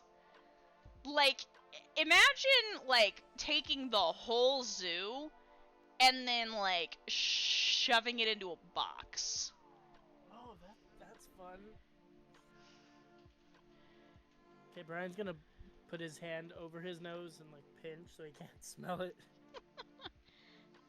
What As the you're like, you stop to fuck? do this, like trying to adjust your senses to what's happening. There's a large wolf that walks past you, grinning at you, and he says, "First time, huh?" Kind of shakes his head, laughing as he walks into the trophy room. Oh God, please tell me. Brian's gonna also walk into the trophy room after the wolf. So you and Amani and Liam and Minerva walk into the trophy room, and it's like stepping into a museum. You see entire bone structures of creatures that you don't entirely recognize. And based on their size, you get the sense that some of these are creatures that have come out of the killing grounds. They are huge, they are contorted, they look wrong. At one point, you find yourself walking underneath of the legs of this massive. It's like some kind of mix between a mammoth and an alligator. And there's also the regular types too, racks from enormous elk and things you would normally find in a more reasonable trophy room. And then you also see along one wall trophies from more human types. You see swords. You see armor that has been torn asunder. You see pillaged shields with symbols on them. Right? For some random, but does Brian see the Rhizostoma crest on any of those? Roll me a perception check. I feel like that would be the place since they're like there. A 15. Looking around, you do see in one of the displays the Rhizostoma insignia.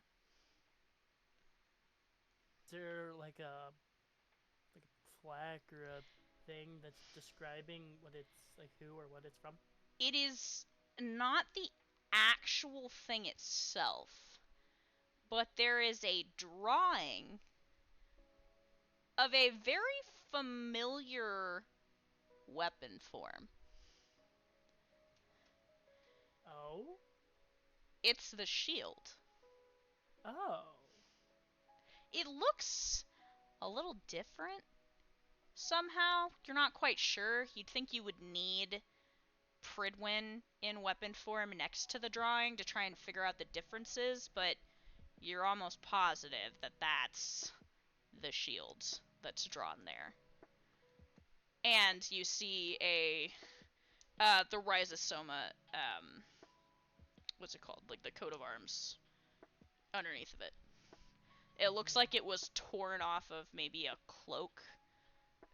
It's very much like the one that Pridwin gave to Lunala that holds her cloak. Oh, that's disturbing. Okay.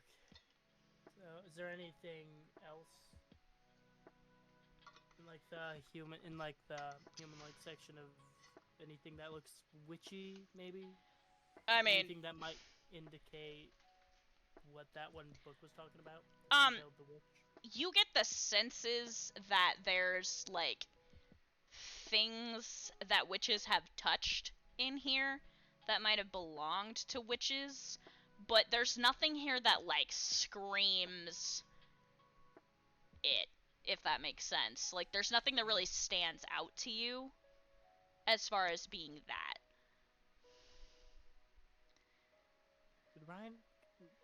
Could Brian roll a perception, or could I roll a perception check to see if there's any hidden mechanisms or passageways? Because if there was a place to hide one, it might To hide what? a secret passage. I mean, you can roll for it. Fuck yeah! If I like roll a 20, I'm gonna be very happy. That is a 17. That is close. There's nothing there. You don't see anything. Brian's gonna keep investigating the whole room. Not like obviously looking for anything, just looking at something, or I guess the trophies. Yeah, so you're kind of just walking around looking at all the trophies, being amazed. Liam is doing the same thing. He and Minerva are kind of perusing. Minerva's very interested in a lot of the weapons that they have got displayed in here. Pausing on you now that Solon's back. Solon, where have your wanderings taken you? To the walls. I'm looking over the walls. Over which? Okay, are you like up The- on the wall? Yeah, like okay. on the battlement. Yeah. I was like, what the- Alright, just gotta say it. From the window to the wall. I'm gonna lie, my brain automatically went to, he's in the walls! He's in the goddamn walls! I could be. Those battlements usually have some space. The walls have eyes! Yeah, so, you are walking the walls. Where at on the map are you? Let me look at the map.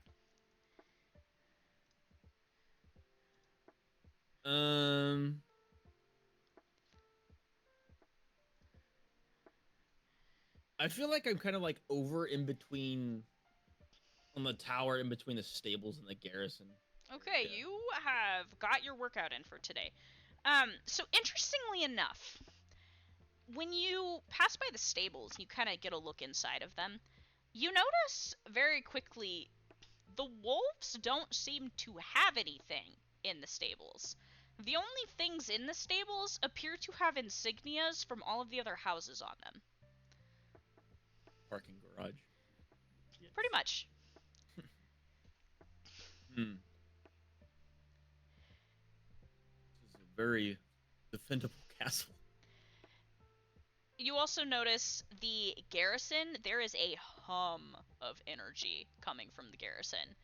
There are dozens upon dozens of wolves in and out, mingling, training, interacting, switching guards in and out. There's a lot of people in that garrison. I'm gonna sit and watch them train for a bit. Okay. You sit and you watch, and you definitely notice that their tactics are very pack oriented. They function better as a unit.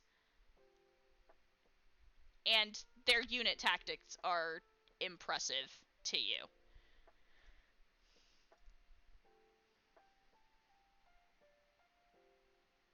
They're not bad. It's different. It's different than humans. Very. I guess after I watch them for a while, I'll head back, so I'm in the vicinity of the library when we have to meet up. Okay. Are you going the same way you came from, or are you gonna go all the way around? No, I think I'm gonna go all the way around. Okay. 'Cause we're Roll me a roll me 2 perception checks. okay. 8 and 11. You had a nice walk. I agree. Oh It was a nice walk. The wolf. This is a nice walk. You did notice kind of as you're making your way around the hunting grounds are massive. Like, there's a lot in the hunting grounds, and it seems there are a lot of creatures in the hunting grounds. It's like lush with life. I mean, deer, elk are roaming around in there. You get the sense that there are other much bigger, much scarier things in there as well that they keep in there for training. Every once in a while you hear, like, the rumbling of something moving around in the distance through the trees.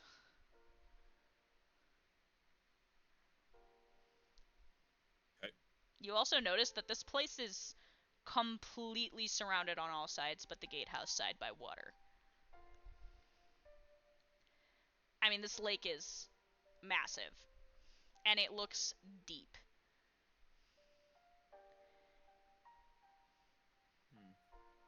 They're very smart. Their building technique. I will also add, since you got a look at the map that Heidel gave you, the places that the X's mark, you are able to put 2 and 2 together. Okay. They are the only places that you think you can get over or out of the walls.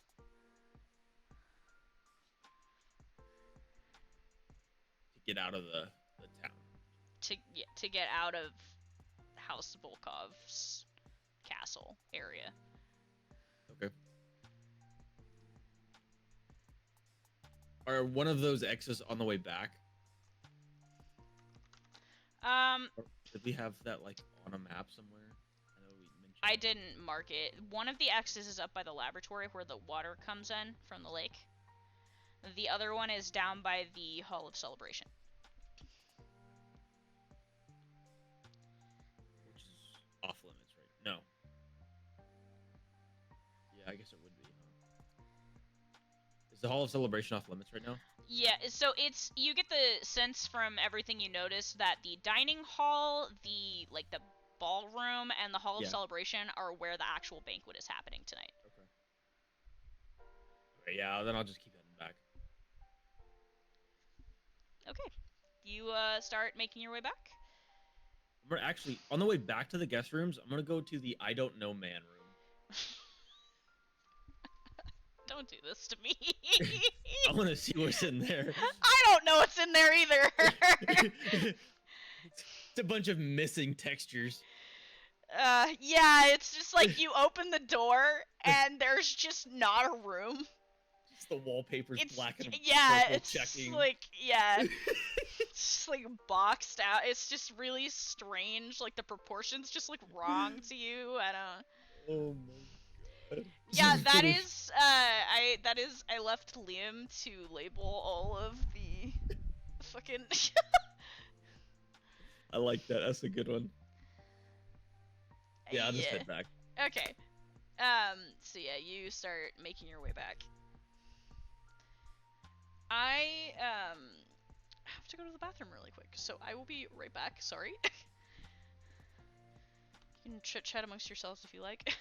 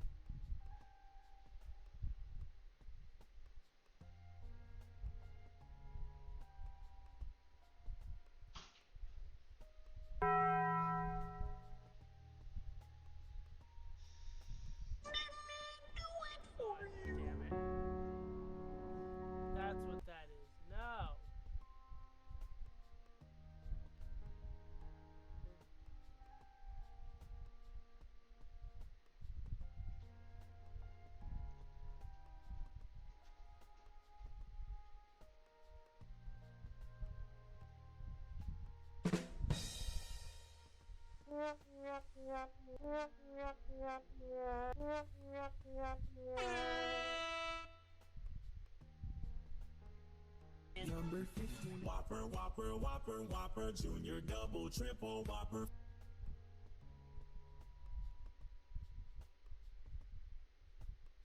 A few moments later.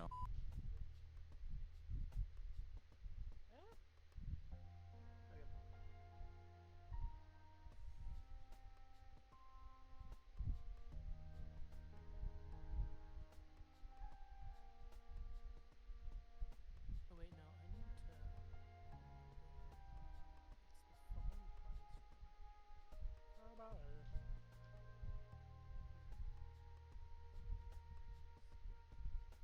You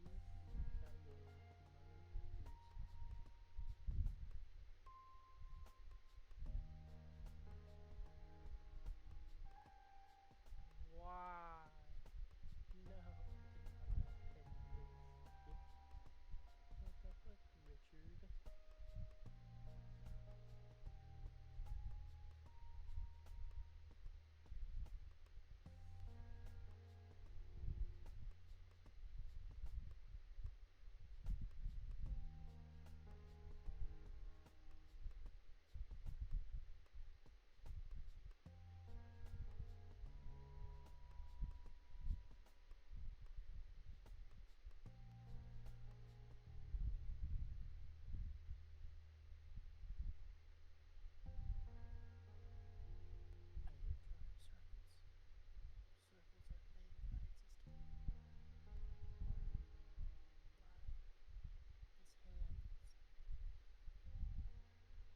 Black.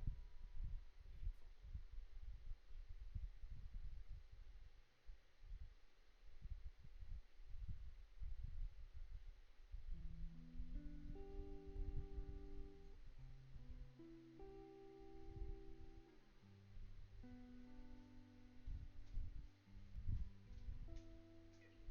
hands. And evil.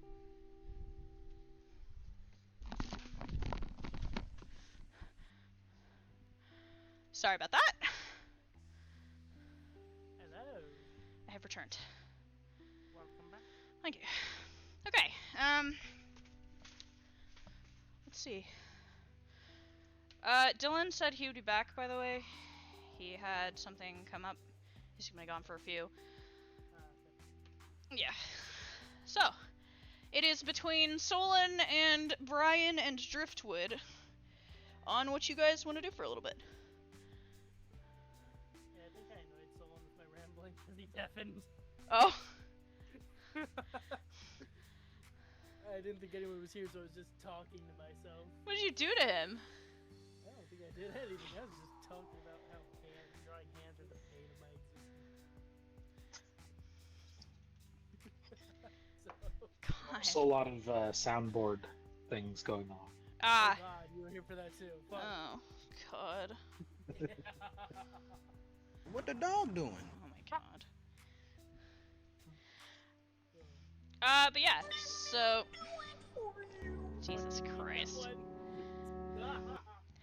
Yeah, this would be a good time for you to, like, explore the grounds and check anything else out that you want to check out. I'm gonna go check out the what's the place called? Laboratory. You're going back to the lab again? Yes.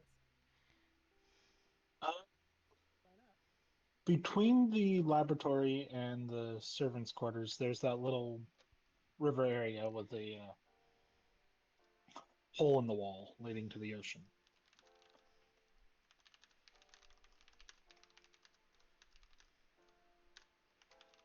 Driftwood will want to inspect that. You're just gonna try and flood the place? No? Escape routes. Ah. But through the perspective of a piece of wood. Okay, hold on. So you said you want to check out, the hole in the wall between the servants' quarters and the lab? Yeah. Okay. Katya is down. I will say Katya probably pulls Pridwin with her, just so she doesn't get yelled at again. Yeah. And you guys go to check it out. You approach and you see that this is a pretty significant body of water inside the grounds. You can see near the servants' quarters there are people fishing, just kind of in their free time minding their business, but they're not just like fishing like with a fishing pole. Like they are like claw fishing. Like they are thigh deep in the water, like perfectly still at snagging things in their paws.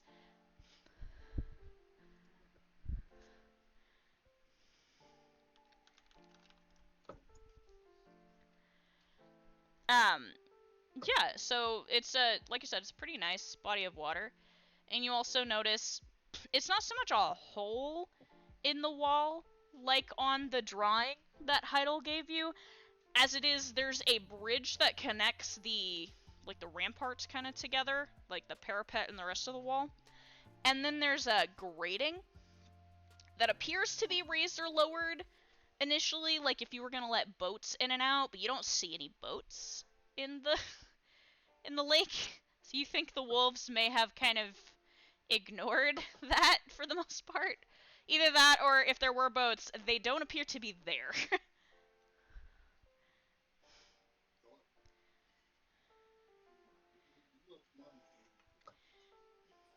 But with the size that you are, you think that a human could easily swim between the bars. But you can also see through the grating, it leads out to a very, very large body of water.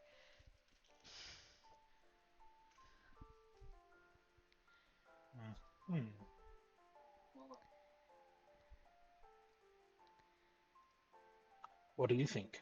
Think we could use it to escape if things get sour? Well, we could. Predwin would have it easy, and Minerva, because they can walk on the water, but I might be a little screwed. If we aren't starved for energy, I could probably make it so that all of us could travel through. But that is, of course, if. Katya kind of Just trying to keep them. Glances at you but doesn't say anything. It's a good idea, She says, patting the top of your metaphorical head, Driftwood.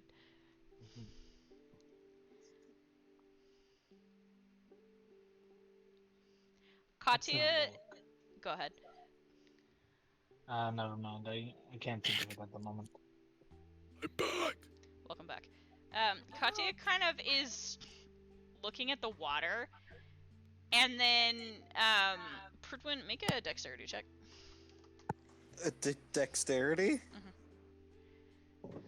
Okay. Or speed check. I'll let you pick. You know Pridwin doesn't have any dexterity.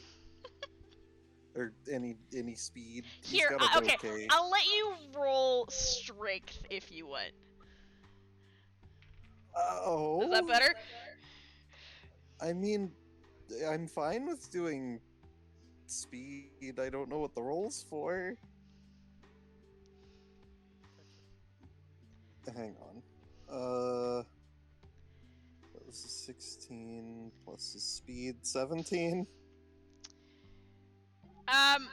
So out of nowhere, Katya's kind of like musing with Driftwood, and then she just tries to push you into the lake. However, you are bigger than she is. Because she rolled a nat 1. He just looks over at her.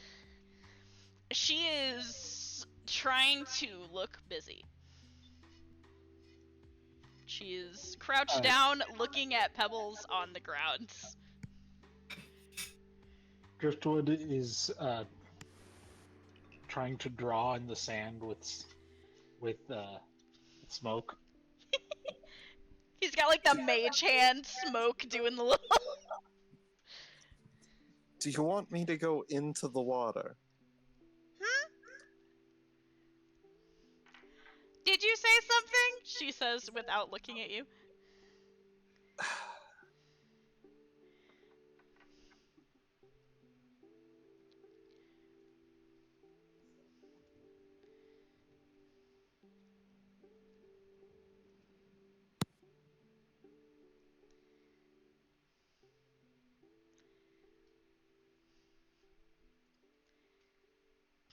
Driftwood, what are you drawing in the sand?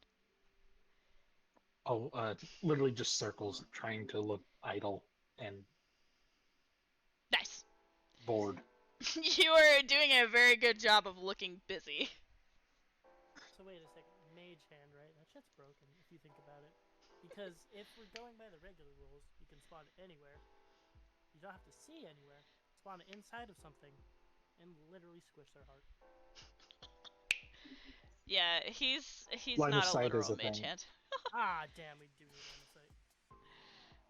Say, just do that to the Wolf of Moscow. Easy. Behind you, Lunala is kind of laughing to herself. Mostly at the situation.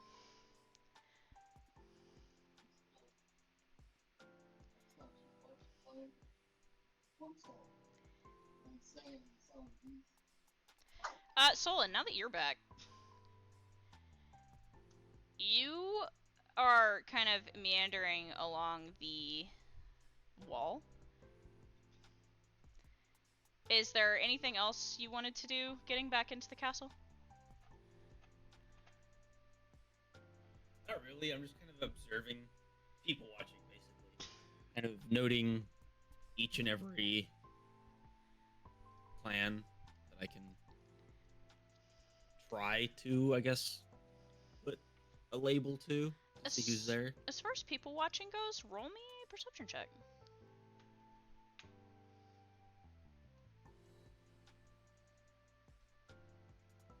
16. Okay. So, you're definitely picking up on some things. You're picking up on the rivalry between Levin and Byakov. The lions and the bulls, they don't like each other. That's very easy for you to tell. And they're like, you can see this in the games going on in the fields. They're very competitive with each other. It's just kind of in everything that they do. They just seem very on edge and competitive with each other. You also notice that pretty much all of the Lebedev people are refraining from getting dirty in any way, shape, or form. And most of them aren't even out on the field. They are in the castle, perusing, in rooms looking at art. There is a room where a lot of music is being played and filled with. There's kind of like a jam session going on between several of the different groups. They are very much not out participating in the games, that's for sure.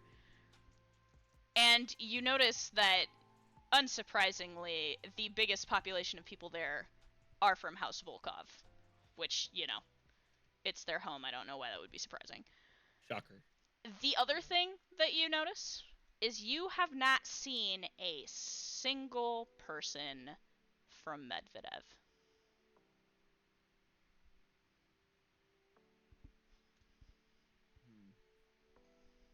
Curious that no one from Medvedev is here, but they might be cleaning up after, we nuked their tree. At one point, as you're walking the halls and making these observations, you run face first into Akara. And she very quickly looks up at you, clears her throat, and makes herself scarce. I go to like as she looks up to me, I kind of raise my hand to say hi, and then she runs away and I just kind of like reach out to try and wait, but she's gone by then. Yeah, you go to wave, and you just see her turn red and just bolt. Wonder. You also get several questioning looks from several wolves nearby. I kind of look at them and just kind of like, oh. They go about their business. And then I continue. Okay, you continue walking through the castle. Is there anything any of you guys would like to do now? Any other investigating you'd like to do? Any looking around you'd like to do before you go meet with Lesvik?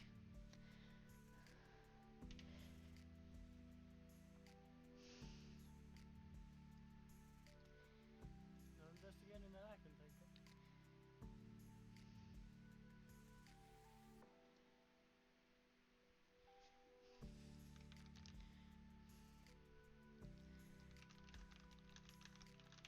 of. I'm good. I have nothing else. Okay. Sorry, I was just double checking with somebody. So as the day Go ahead. Got one last thing I want to try and do. Okay. Just go to the dining hall and listen to people's conversations. So you make your way towards the dining hall. A good portion of it has been closed off in preparation for the banquet. However, there is an area where people have to eat, obviously. And there's a lot of people in there. I mean, you can see people from all of the different houses just kind of making conversation with each other while they're eating. It's kind of around lunchtime when you get in there, so people are just kind of in and out, grabbing things that are convenient. You do notice that one kind of point of minute contention is there's a big difference between the meat eaters in the dining hall and the non-meat eaters in the dining hall. Like, you very easily notice that everyone from Lebedev, they do not touch meat. They don't.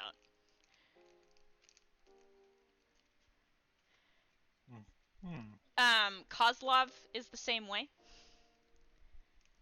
I think they're the only two. Oh, one more thing I need to add to Solon real quick. Yeah. Based on your descriptions of all the houses, there is one other house that you don't think you've seen anybody from. Okay. It's Voronov. Forgot to add that point. And Driftwood, I'll add that you also kind of noticed this. You're not noticing anybody from Medvedev in the dining hall. You're not noticing anybody from this supposed House Voronov in the dining hall either. You do notice there are humans in the dining hall, though. And not just, like, witches, like, that belong to the house, from what you can tell, but there are, like, humans in the dining hall. A lot of them seem kind of nervous. You get the sense that these might be some of the offerings that have been allowed onto the grounds. Freshly kidnapped. Oh.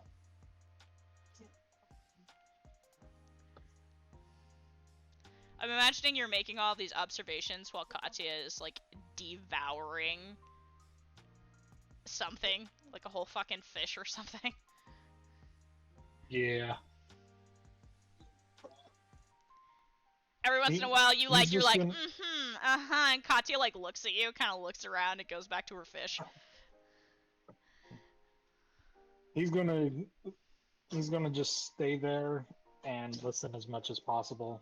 Pick up any kind of tidbits of information that he can. If Katya gets bored, he'll agree to leave. Katya gets bored very easily, but she is very interested in her fish. So while she's interested in her fish, you do pick up there's a lot of murmurs about Medvedev. You are not the only one that has noticed Medvedev is not there. There is a lot of questions moving through the people in this room. You don't hear them asking anything about Voronov. Nobody seems surprised in that regard. You also hear nervous chatter amongst the boys and girls that appear to be offerings. You see them occasionally, their eyes are flickering towards anyone who comes in and out of the dining hall. And you take very big notice that all of those potential people of age, they're getting a pretty good look at these people.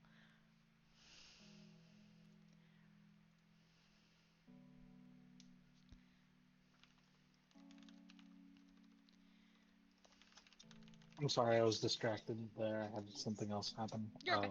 Can you repeat that, please? So, which part? What was the last thing you heard me say?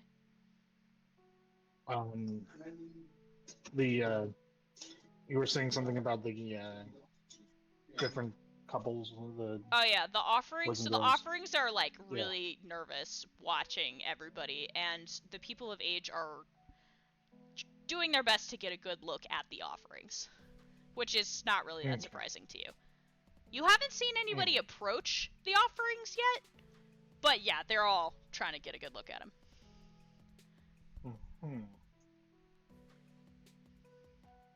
Who would know best about these customs? Was it Solon? Was it?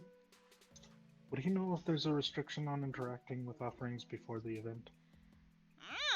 Katya says, giving you a big shrug. Okay. Just seems like they're all keeping their distance from each other. I mean, it makes sense. Aren't they supposed to, like, try and win them over and stuff? Like, during so why the aren't banquet?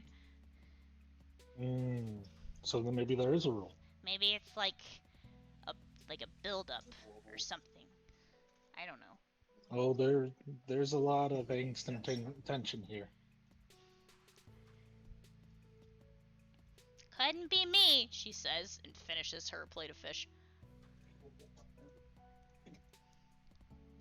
Can I have the head? She looks at you, looks at the head of the fish, and kind of nudges it over towards your side of the plate. Oh, please tell me you're about to put it on the... Okay. That's not where I thought you were going with that. No. He's going to try and eat it. You use your little smoke arms to, like, bring the fish up, and you kind of, like, smack it against where your face would be on the stick, and nothing happens. It's not very effective. There is a depressed slump with his smoke arms as he sits there. Yeah, so you're just kind of sitting there, sadly, holding a fish head. Solon, I will add, in your perusing, you do notice Katya and Pridwin and them in the dining hall eating. Noted. I don't know if you wanted to join them or anything. Nope. No. Okay. Off to the library you go. So, as all of you guys are kind of finishing up your day, it's starting to get into the afternoon. And one by one, you guys start making your way towards the library.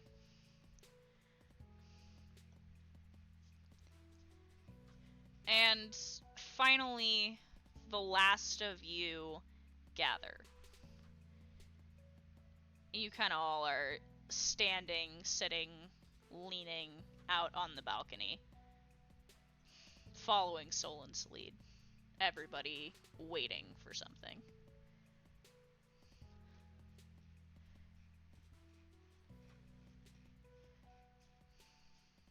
Off to the library.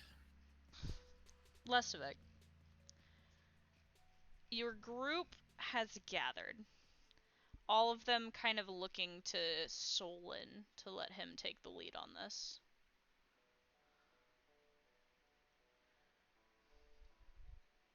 Where am I within visual for them, or I wasn't sure if you wanted to be in visual for them yet, so I was asking. I was just waiting for them in the library, so I don't know if they're gonna come in. Yeah, so they all make their way to the library. They're kind of just hanging out on the balcony, kind of staying out of the way. Okay. So finally, everybody is there.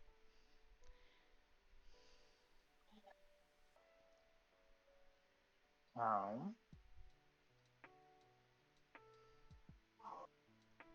I suppose it is like someone looking at me, or Like I okay, said, I'll they're wave they're them kind over. of letting Solon take Yeah. the lead on this. I'll wave over Solon. Solon, your buddy is signaling you. Is Solon dead? I don't know. Solon dies frequently. Solon! I'm here. There he is. Cat incident, can't find one of them. So, I'll head over after you beckon. Okay. You two are standing next to each other. Is it just him, or are they all there? I'm assuming all of them are there. Yeah. Well, I've gathered all of them as you requested. Thank you all for coming. Has Solon informed you why you are here?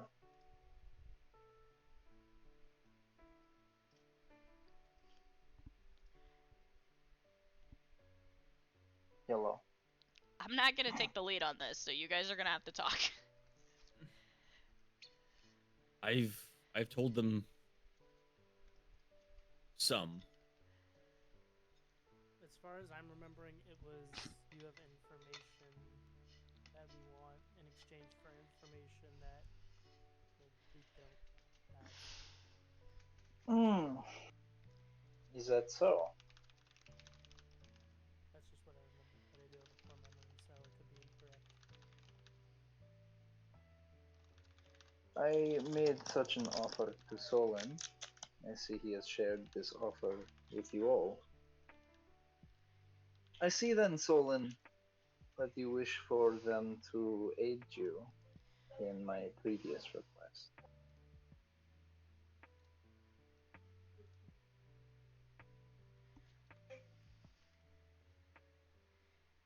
Solon, are you dead? He might still be dealing with the cat. Okay. Oh, no. Sorry. What was what did you say? I said, I see that he has informed you of my previous request. Yes. You wish to include them in aiding you for this. Well, you wanted them all here, and they wanted to know why, so I had to I see. give them an incentive.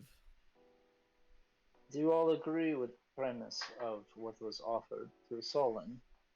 I think it sounds agreeable, yeah. What about you, Pridwin? Do you agree?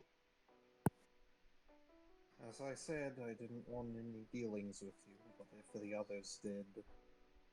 You don't want any dealings with me? That's rather harsh.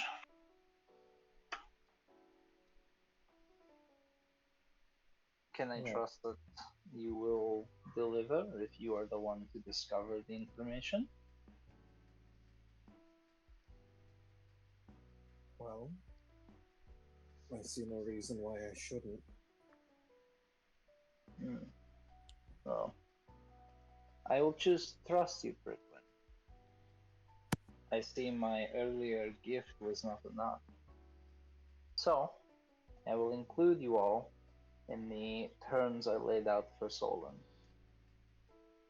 Information for information. The first of which is this. The wolf of Moscow that you seek is here. But you know this. His name is Yuri. Yuri Volkov. Ain't no way. Sorry. That is right. But, Pridwin, because we are developing a friendship, I will let you know something else. The book you have been carrying is his. The one you stole from the library.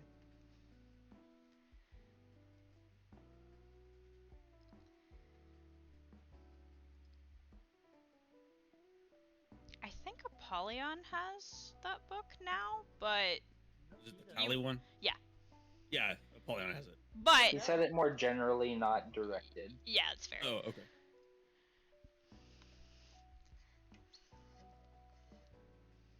See, I believe it is better to be unhappy and know the worst than to be happy and in a fool's paradise. This is fair, no? So, I have a separate request.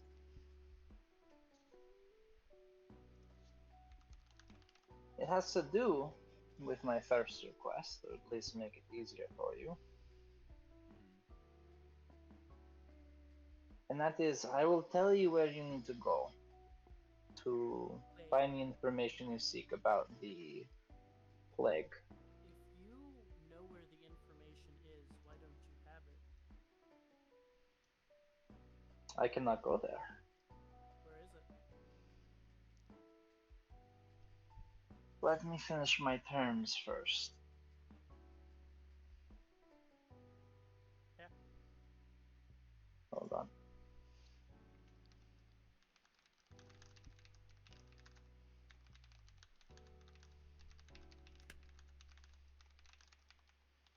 I need to look at the map again.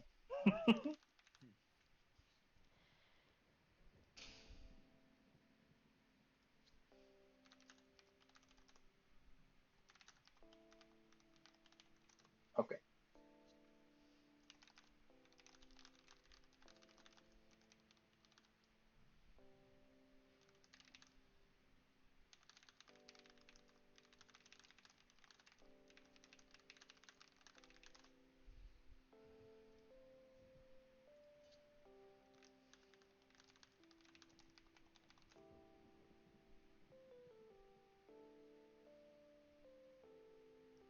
Evil. Sorry. No, it's all good.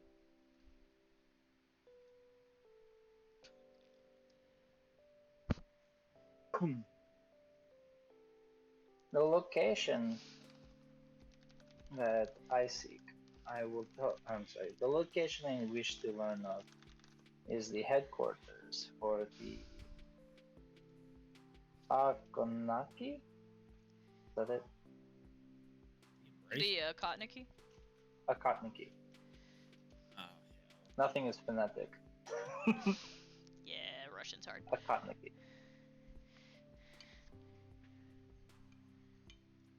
And so the information that we both need is at the headquarters of this place?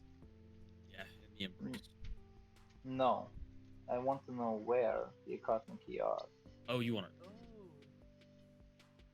If you tell me where their headquarters is, I will tell you the location for which you can go to the information you seek about the plague. Brian's gonna look at Solon and be like, who? Do you know who that is? Because I don't.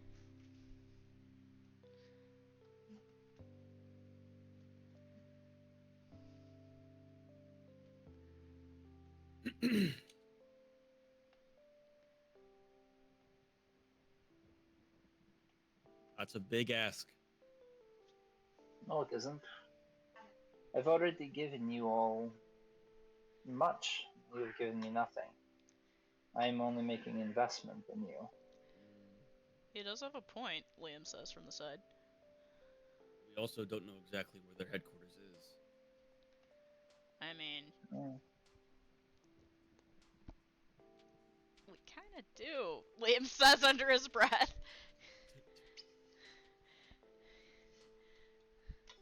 We know a vague area, but were we not blindfolded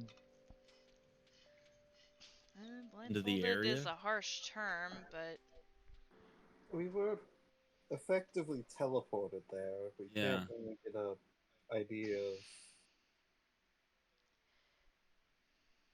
of how to get in. Or where it is geographically, I suppose.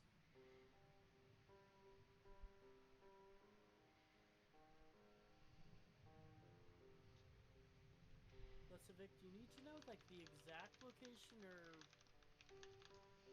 like close?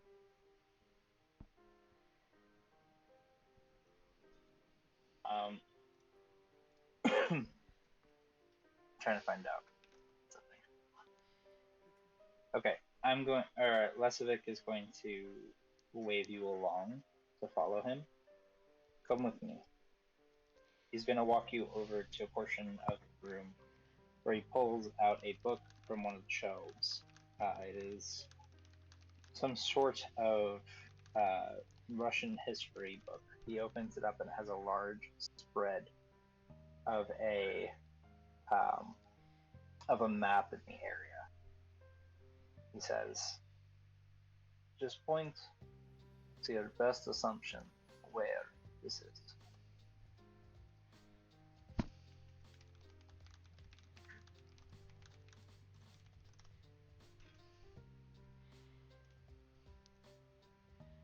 Should we maybe have a little conversation before we agree to this? Lunala says, kind of nodding off to the side, like, You have your hesitations. I just think maybe the group should discuss things before we agree to anything. Tell me this. Why would you wish to protect a group like the Cotton?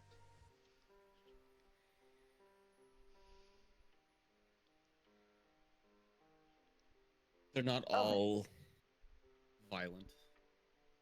They're not all. How many of your people have they killed? Tell me that. What is so personal for you? How many of your people have they protected?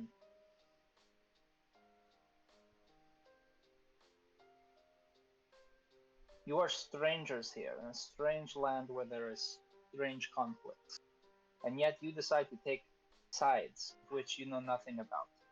Why? I am simply asking you to tell me Yes. where they are. Yes, but in a week ago, I would have sold your people out at the drop of the hat, and I've learned that that wasn't always the. You're not as barbaric as our stories would have told. So, Barbaric. We are strange people in a strange land indeed, and we have very little information regarding either of your groups. However, we do have something you don't, and that is an outside perspective. Oh, really? What does your outside perspective tell you? When we first entered the Beastlands, we were helped by them, and before we entered the Beastlands, our resources were attacked by the Sokolovs. So My you need point- resources. Is that what I need to understand? We were, as I said, trying to deal with problems on the other side of the border. I can get you things.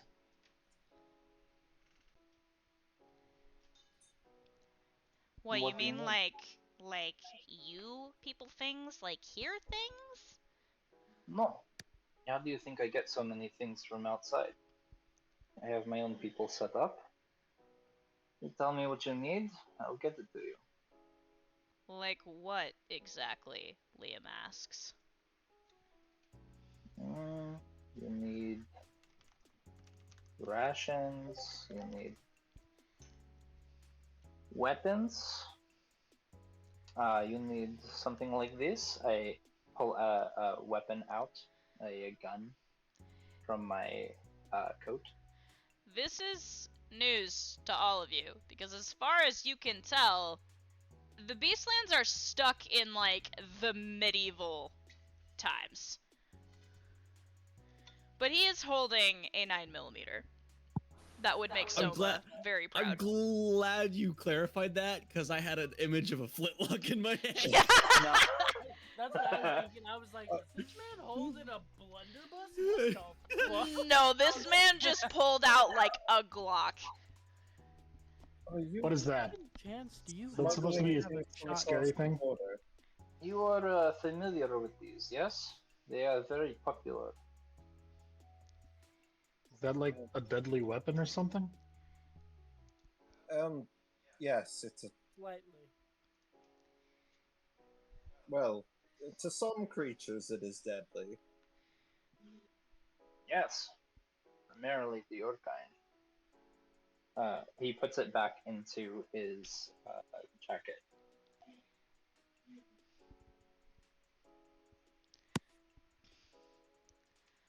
I can get you what you need if you are having supply issues. But this is yet another thing I am offering.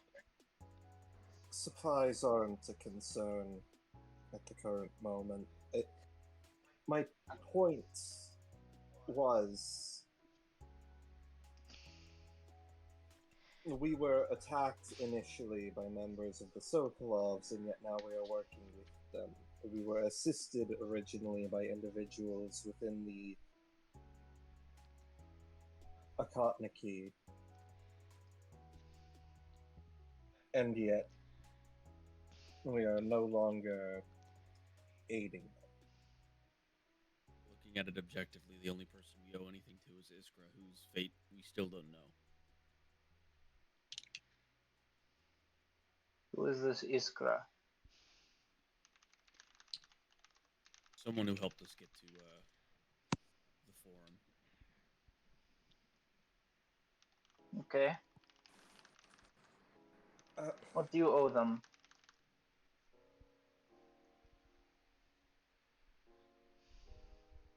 My concern is, as was said, they haven't been entirely our enemies, and while I certainly agree they are definitely a group of dangerous individuals with harmful ideas, they are not all monsters. Yes, well, I suppose what my concern is I want to know what your intentions are, what you're going to use the information we give you in order to do. I will try to do what I always do. Broker peace first.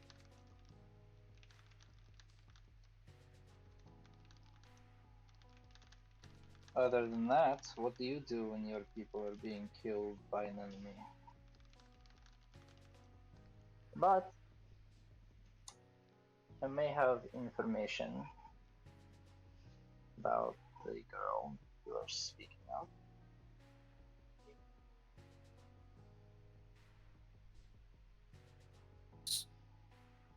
but you also we must remember that they've basically declared war on us as well. That is true. Like I said, I don't particularly have any concerns with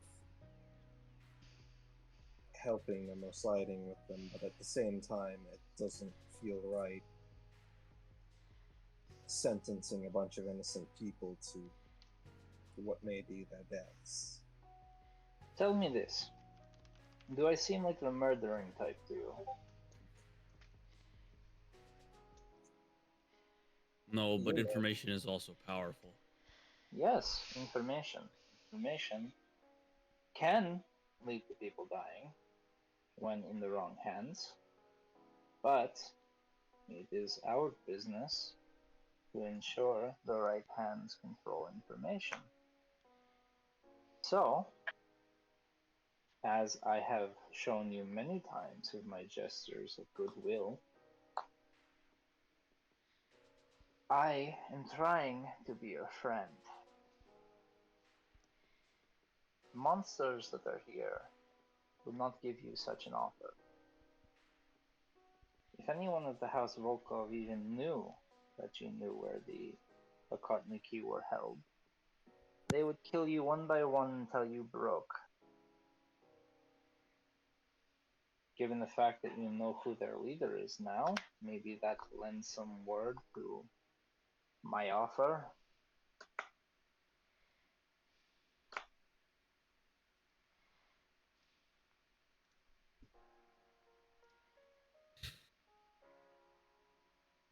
we don't have the exact location. We just have a general area. So why don't we just give That it to is him? fine. I don't need an exact. Just somewhere to look. If I recall correctly, it was specifically in the Beastlands because they know it's the one place that you can't get to. Yeah. You mean the killing grounds? Or the Killing Grounds. Interesting. Unfortunately, I'm not sure how useful that information will be. Just point where about you came from.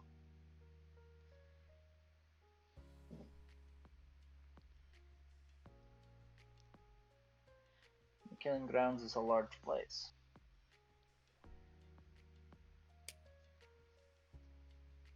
Is it close to Sokolov? I'm trying to remember if we actually saw where specifically. So, We didn't. based on your we- knowledge of what the Embrace was like, you could probably pinpoint down to like a quarter where they were. Like, if the Beastlands was divided into 4, you could probably figure out what quarter it was in. I mean, the information we had was basically all we did was teleport in and out through the route network, and the whole thing's underground, so we didn't really get the opportunity to get a look at like geography. You know it was in the mountains, and you know there was snow. That's why I'm saying you could probably pinpoint it to a quarter. Fredwin will look to Solon to see if he wants to give that information.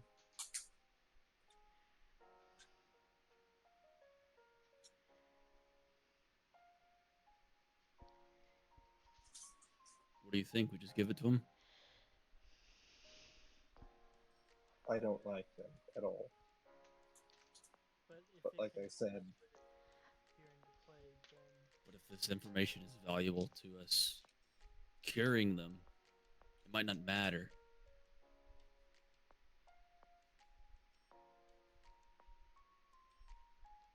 If a cure is even possible, of course. indeed.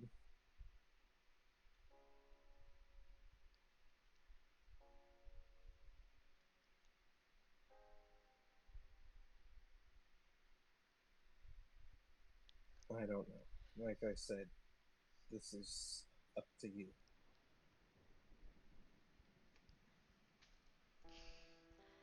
Well, you two aren't the only two here, Lunala adds, looking at the group. Does anybody else have an opinion? unbiased. My only interaction with them was when they basically declared war on us. So I say go ahead and give it to them. But if, like you said, there are innocent people there who aren't violent, then I don't know. I think we should still give it to them if it can help secure the blade.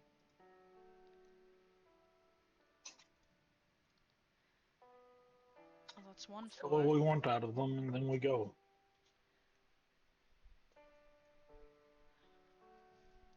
We just need we have something we need, we get it, and then we leave. He kinda does have a point.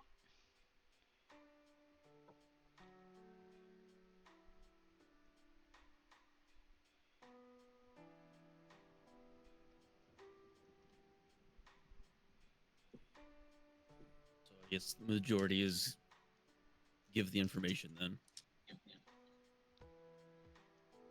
You do not see any objection from Imani, Lunala, or Katya.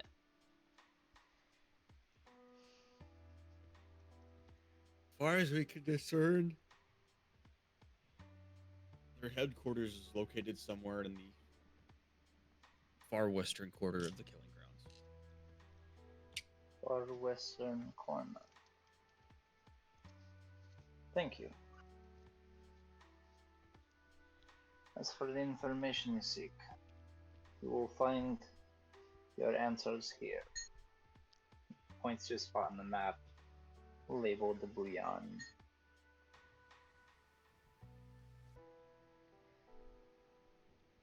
What is it? It is an academy of sorts, place of study. Well, I suppose if we were going to find information on some kind of plague, it would be there, Lunala adds. Are they the ones who released the plague initially? Potentially. There are many reports that my people have looked into regarding the Volkov and the plague. Seems, perhaps, the wolf is tired of killing in just one way. But you're not sure about that, Liam says, kind of peering at you. Correct. The houses are forbidden to go to Buyan. So, we cannot verify anything. And you abide by that rule. Do you know what happens when you cross a wall? It eats you. Brian, your mind immediately flashes to what you saw last night. Brian shudders just thinking about it.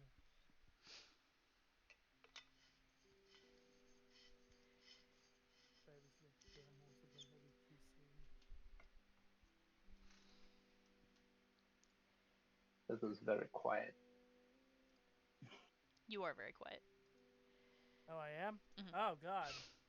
I hit my mic, sorry. It's okay. We'll forgive you this time. No, all I said was if I ever see that wolf again, it'll be too soon. Whoa. God, that thing was fucking freaky. He saw you. Yep.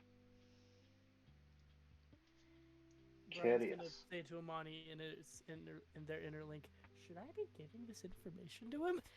Probably not, Imani says back. Yeah.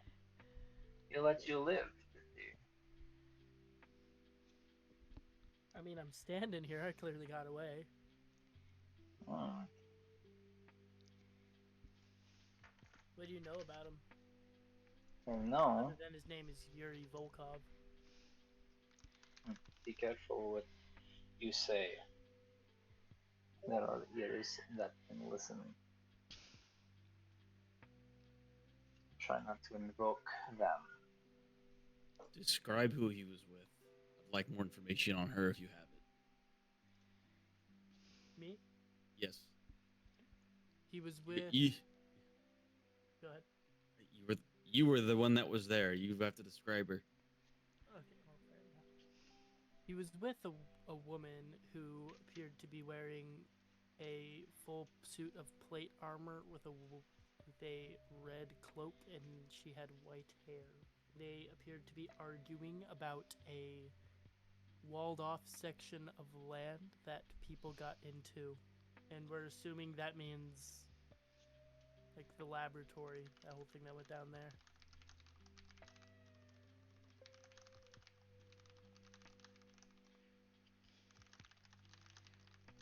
Does that ring any bells? That description ring any bells for you, Sovic? I mean, I'd say you could go. That was but a she's witch. kind of dead. You're saying Yuri killed the witch. Yeah, he kind of bit him in half. Which? Oh. Well, that is a problem. Why is that a problem? They keep their witches on retainer. Who's they? The Volkov. Hmm. She must have displeased him somehow. Yeah, because The other houses also have their own witches, but very seldom do we have to kill them. Yeah, if I'm remembering right, he said that she was supposed to be making sure outsiders stayed out of there. Out of there. There Where being, were you? we were No, they were speaking about a walled-off place and people getting in, so we're assuming that's the laboratory. The laboratory here. Yes. What did you find? Must have found something you weren't supposed to. All we found Or was a bug creature that tried to turn our friend into a bug. what do you mean bug creature? It was a, from what Apollyon told us, or told me, it was a former person that was experimented on and turned into a bug. Let's see.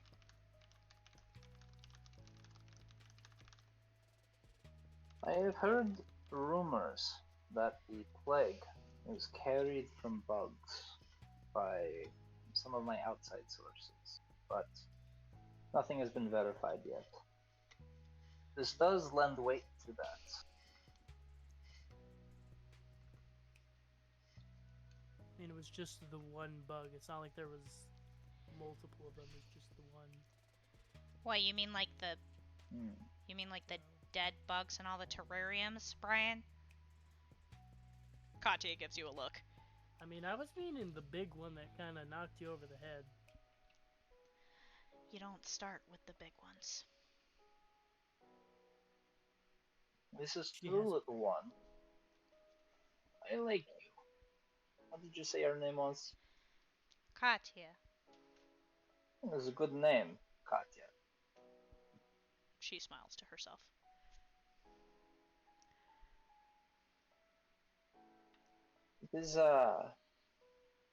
It is important not to become a recorder of facts, but to penetrate the mystery of their origins.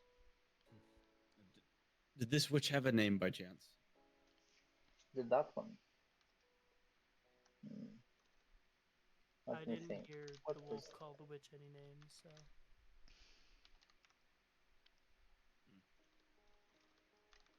trying to remember? There's who was on the retainer for the vocal? Aistalia, I believe.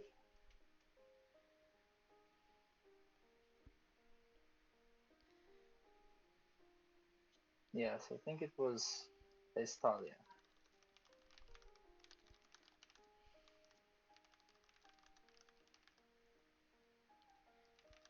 They have another 4, maybe even 5 on the retainer. So, hard to know. But she sounds like one of them. You said she had the red and armor? She was wearing a full suit of plate armor, had a red cloak, and white hair. Hmm. Yes, that sounds like the Ice Witch. Well, she's dead. So. Yep. Incredibly dead. I'm surprised. Very unusual for a house to kill their own. It's kind of a partnership, if you will. The houses are meant to protect the witches, and the witches are meant to protect the houses. Especially her. She was close to Yuri. So she must have really fucked up in this instance. Well, I will say when I ran into him, it wasn't exactly stable.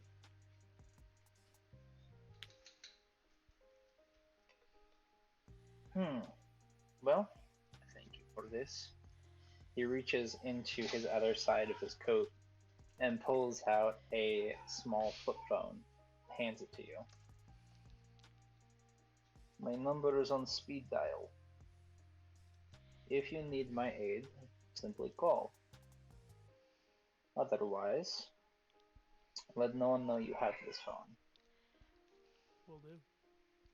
When you Is he handing it to discover the Brian? information, He gives it to Solon. Solon, you can now add burner phone to your inventory. I that's what I wrote in my notes. Civic and Solon a burner. he he will remind you once more. When you find information about the plague, let me know. I will coordinate with you a drop-off location, and if you need any sort of assistance from there, we will do our part. You have Latskin at your aid. He puts his hand Reading outward. things. Do you happen to have a way to get a shotgun? Brian, no. Monty Oh. says. I was gonna control say. Fine, he has to have a blunderbuss, okay? I was Damn. gonna say You length of barrel. control the weather. Why do you need a shotgun? Length of barrel. If Amani and I get separated, Range. I have a shotgun. You do realize those human firearms are mostly ineffective against the kinds of things we deal with, right? Fair. You've got a party member who specializes in firearms. You could probably talk to Wait. them at some point. Isn't that party member gone? I was gonna say, they just Currently, yes. how the fuck am I supposed to talk to them? You find him. That's how. Well, I ain't going back to the place to find them, so no shotgun. Damn. So Lesovic will extend his hand out and look into Pridwin's eyes. Are we going straight for Birdman? Okay. And they see you as leader. So I want your word. You have House Laskin. And we count on you.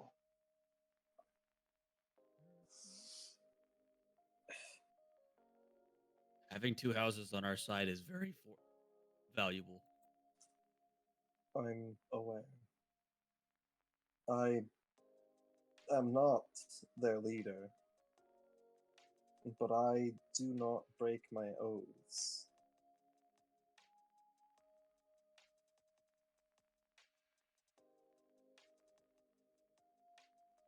So long as you keep up your end of the bargain, I will keep up mine. It is all I can ask for. Do you shake his hand? Can I insight first to see? It's a hand. Man, Right I hand, had to looking deal with hand. No, he's Yeah, got a it's point. easy He's got a before. point because there are other people you shake hands with in this campaign, and bad things happen physically. So I already shook his hand and I'm fine. Are you sure? There might not In be the some bad present. happening. In the present, you're fine. Exactly. What about mentally? Are you mentally okay? that's a hard. Only That's a on lot to Tuesdays. unpack. If you touch Driftwood's smoke hand, does that activate the curse? No, it has to be the actual wood. Oh. Yeah. So Pridwin, are you shaking his hand or? Can I? Yes, can you I can roll insight? insight. All right, I am going to give me a second. I need the dice. Mhm.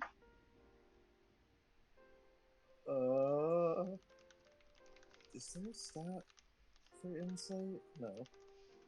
15. He has really nice hands. I mean, they're like That is not the information I wanted. they're moisturized. You can see little bits of fur around his the sleeves, hinting to you that Exfoliate. he is a yeah. And as far as you can tell, he doesn't look or sense like a demon. He will take the hand and shake it. You shake his hand. When he shakes your hand, he takes his other hand and puts it over your hand, as to kind of like lock it in place. And he says, "Miss Sokolov, they have the girl you are looking for."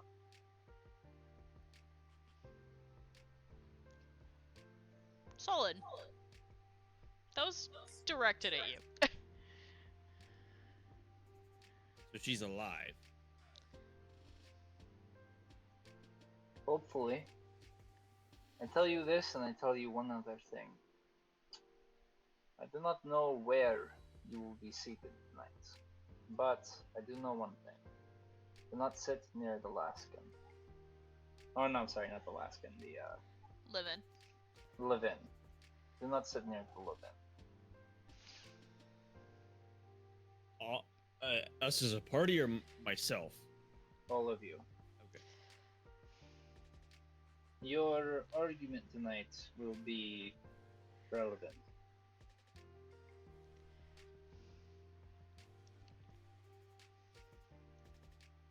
Understood. With that, he'll let your hand go. I will see you at the lands meet.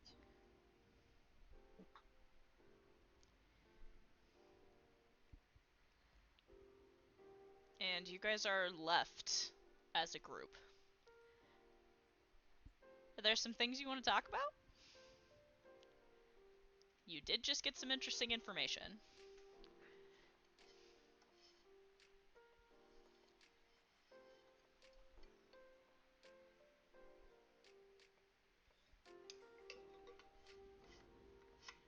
None of you?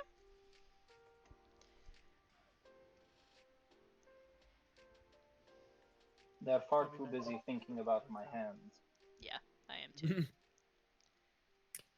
I'm more processing all that information.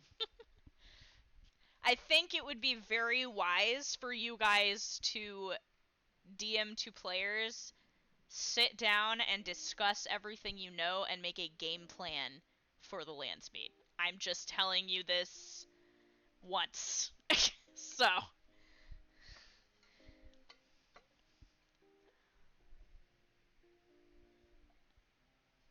Don't disagree.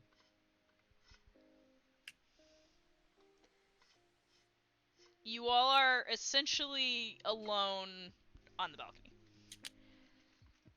I think I can't make the argument, as I am the offering. Someone else is gonna come come in as the representative of the party.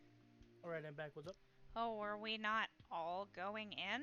Katya says, looking confused. I think we are, but having one voice over five is a lot easier to coordinate. Yeah, that's fair. So, who's doing the talking? This might seem obvious, but I don't think it should be me.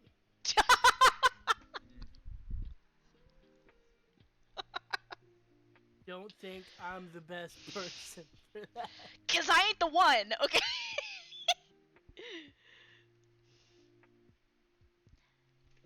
Katya raises her hand. I think it should be either Solon or Predwin. I think they are the least likely to get us killed. She says, and puts her hand down. I agree with that. I vote Solon. I'm an offering though. Will they? I don't know if I'll have the opportunity. Yes, an offering of good faith. I'm the chips on the table. I'm not the player. It's quite possible that they would actually be more willing to listen to you, because by listening to you, they might have more hope of currying your favor.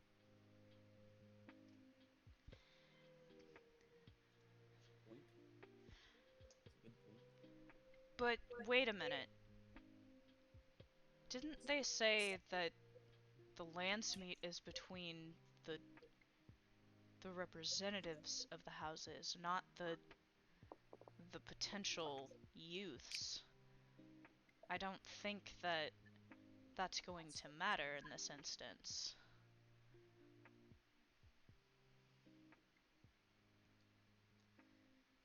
I mean, that depends on if they believe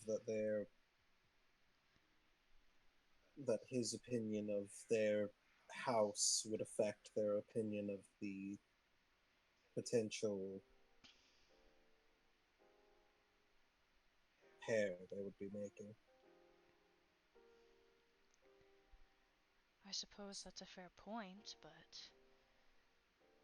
It's like in ancient times when families would marry their children off for political gain. Although I suppose inverted, making political moves in order to marry their children off.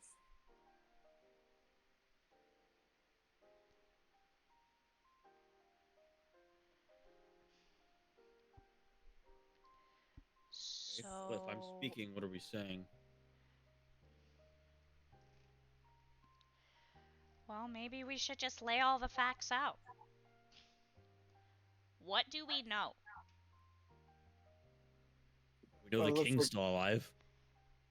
Is that a bomb we want to drop on them, though? I'm not I- sure they'd be that surprised by that, Minerva adds. I mean, all the curse bearers are alive too, from what we can tell.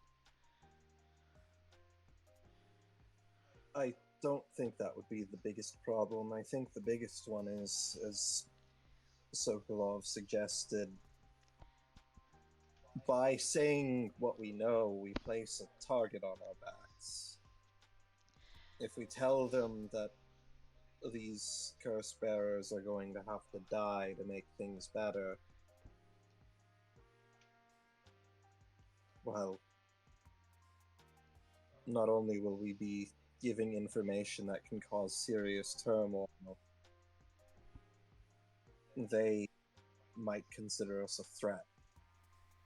But is that really the biggest problem right now? Katya says, looking at you. Considering where we are, I'm very concerned about that. Not the fact that they would kill us. I'm saying I don't think that's the biggest piece of information we have. Yeah, we have a location of a possible cure for the plague. Or at least to the people who started it. That too. That is assuming that most of the houses would actually be concerned with the plague. We know that Volkov is, and we know that we could most likely convince, or Sokolov is, and we can probably convince Volkov, considering they've also been affected by it. Medvedev is being affected by it as well, but Medvedev's not They- here, as far as we know. aren't here precisely. And we So kinda at need best, Greek, we so could- Who knows how much they'd want to help us? I also noticed walking around that I haven't seen anyone from Voronov either. So we would at best be able to carry, or at base be able to use Seems that as if Varn information. hasn't been here multiple times. We would have to do a lot of convincing in order to get those groups unaffected by the plague to actually become concerned with it. And we would only have Sokolov there to be able to corroborate our concerns.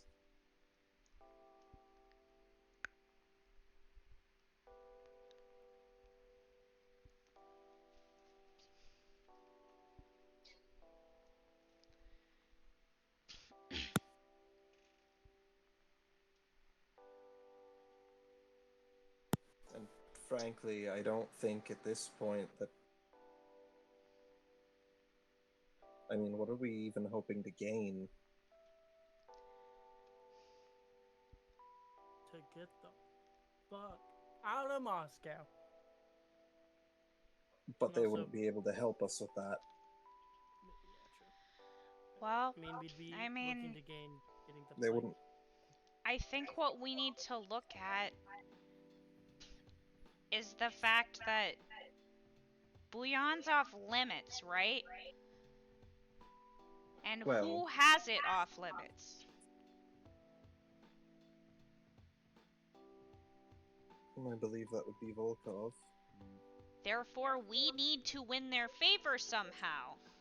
Even if their leader is a psycho.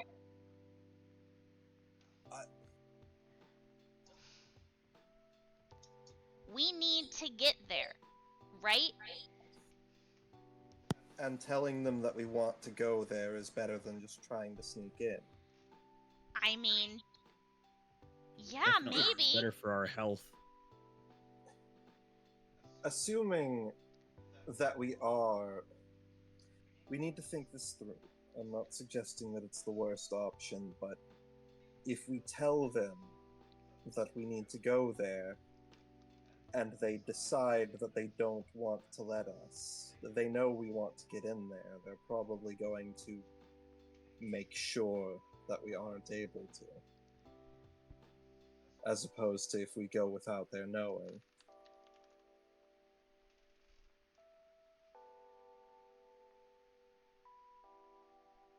How confident are we that we could gain Volkov's favor?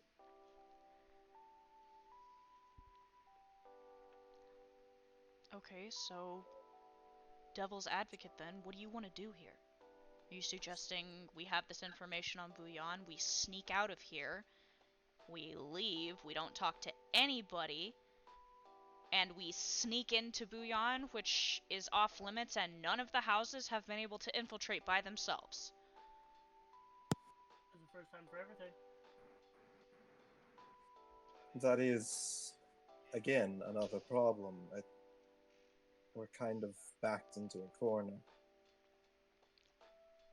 Either we try to convince a house, which will be incredibly difficult to convince, that we need to go to this place that is completely off limits to all people within the Beastlands, or we try to break in, which is likely also going to be near impossible. But this is royalty, Minerva adds. This is the game. Every house is gonna have representatives in that room. If we can convince the majority that this is the right path, then they might be willing to listen to us. If the majority of the houses agree to this, wouldn't somebody defying them risk war? That is assuming that we could.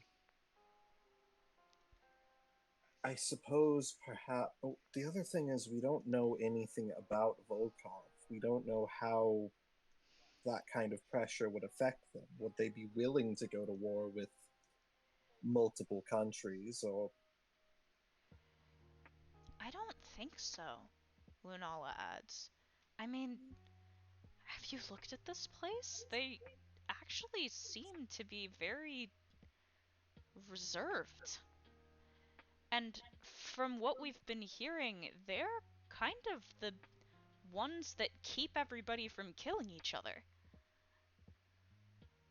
Granted, their current seat of power is a little on the psychotic side, but the rest of them don't seem to be like him at all. I mean, have we found ourselves in a fight with any of the wolves? Have they given us any reason to doubt them or question them? Even the wolf itself is here, and we are all standing unscathed. If he wanted, if he knows we're here, would he not have just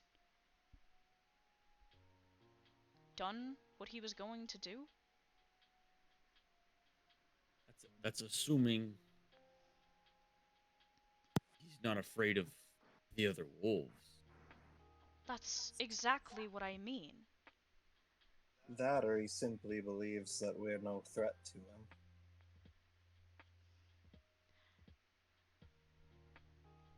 I think if someone was going to kill us, they would have done it by now. I think, for the moment, at least during the banquet, we are safe. I definitely think he is planning something, because he did talk to me in my mind and say, you guys don't even know you're already dead, so he's definitely planning something. I do think we need to observe his warning of not sitting next to the lions.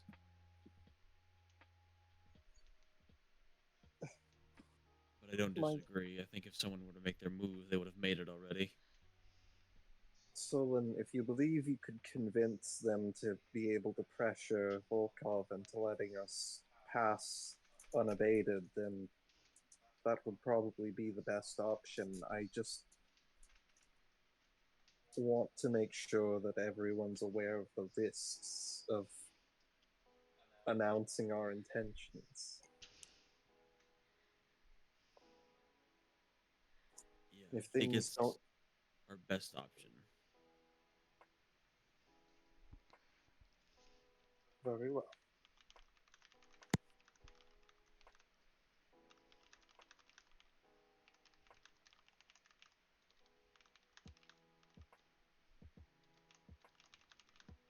If it doesn't work, we can always find another way of doing things. We always seem to do that, so. Exactly, and as far as I'm saying, we have two options. We can either try and convince them, and if that doesn't work, oh, there's the first time for breaking into a place for anything.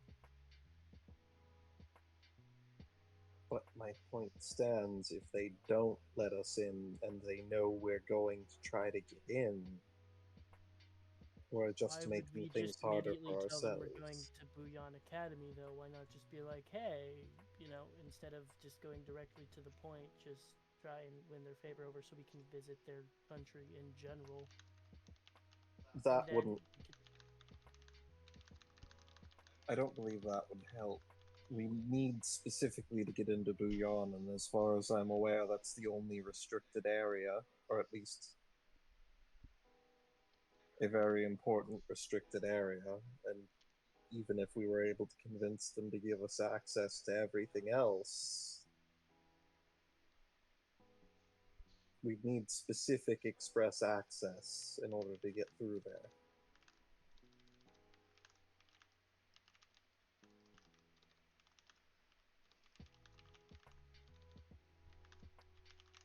And perhaps, I suppose, we could lead them to come to the conclusion that Bouillon's our best option, but I don't know how we do that. Nobody except for Laskin and us, as far as I'm aware, knows that that's where we need to go.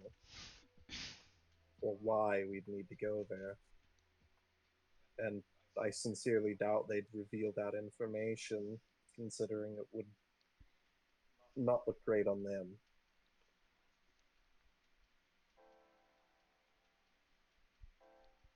Yeah, so I think we keep the information of curse bearers dying to ourselves, especially if there's a possibility of us finding out a method of not killing things.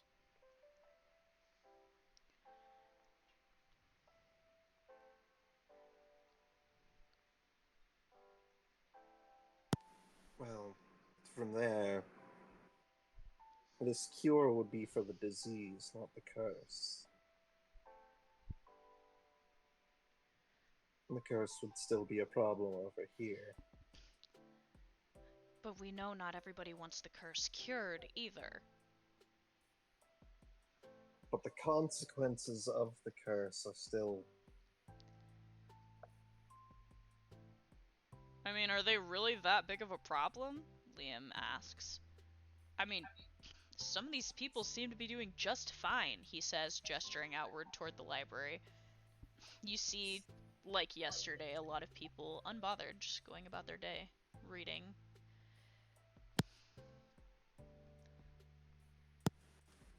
But you've also seen the extent of suffering that it's caused. I know it isn't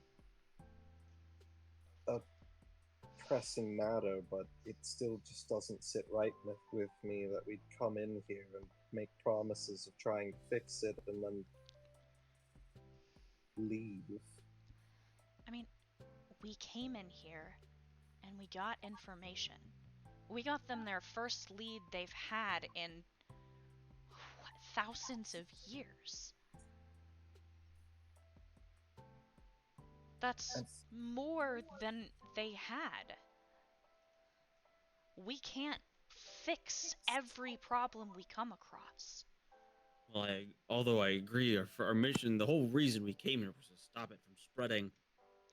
We into the came to human stop lands. the plague from spreading, she says, raising a finger toward you. The plague is different from the curse.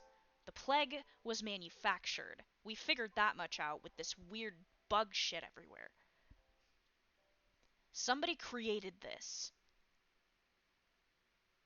And they used this curse to make it worse. That much is obvious. If we can cure the plague itself, then these people will go back to the same conditions they've been living in for thousands of years. They'll be okay.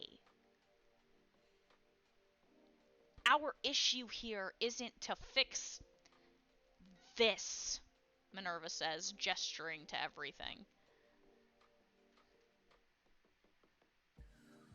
And who's to say we can even fix this in our lifetime? Who's to say? Yeah, like you said, who's to say it could even be cured in our lifetime?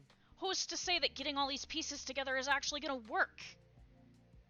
This problem is too big for us.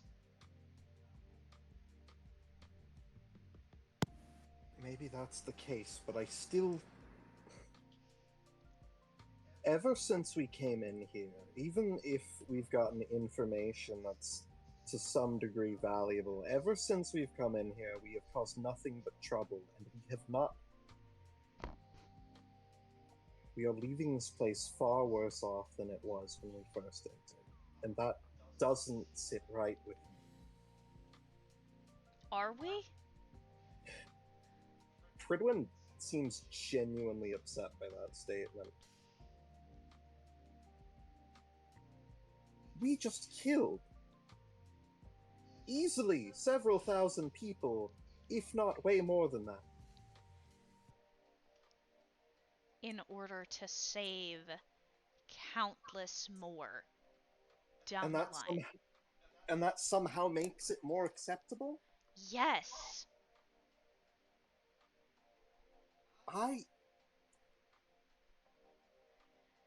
We make the hard choices so other people don't have to.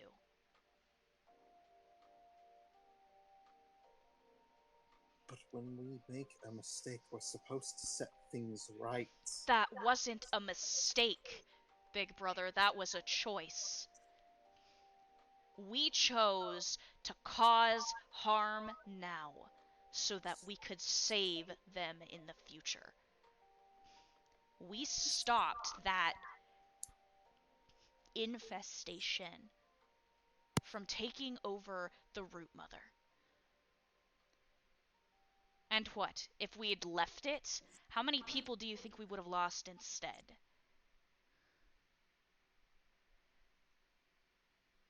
Millions? The entirety of Medvedev itself? Believe me, I wouldn't have felt any better if we made a different choice. We were there, and it was by our hands that things got worse. She sighs, rubbing at the bridge of her nose. We made the choice together. Is anybody else locked up like Pridwin is by this? No, I think we made the right call. I mean, innocent lives did get lost, yes, and that is a tragedy. However, we did save more than in the future than possibly were lost when that happened. Solon? I didn't like taking the tree down to begin with, but I think if we can solve this, I think we have a duty to try at least. For all we know, the source of this plague is the same source as this curse. And if it is one and the same, and if we cure the plague, then end up curing the curse and not having to go kill the curse bearers. But that doesn't make sense. The curse has been here for thousands of years. The plague didn't show up until the last few hundred, if that. The plague came from the curse, or at least had something to do with it. So if anything, it would be the other way around. Affecting the curse would have some sort of effect on the plague. That is, if the plague hasn't been manufactured to the point that the curse has no effect on it anymore. And at that point, unfortunately, I don't know enough about magic to be able to tell how that can be changed. But just think, we might be able to find that information at the academy. We might be able to find a cure or at least some way to put it in the ground so nobody else has to get touched by it.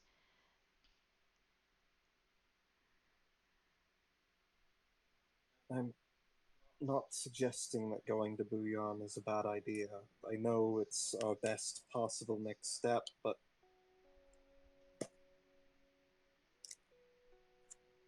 pivoting completely, ignoring this issue just doesn't sit right with me. But if that's what everyone wants to do, then I won't complain about it.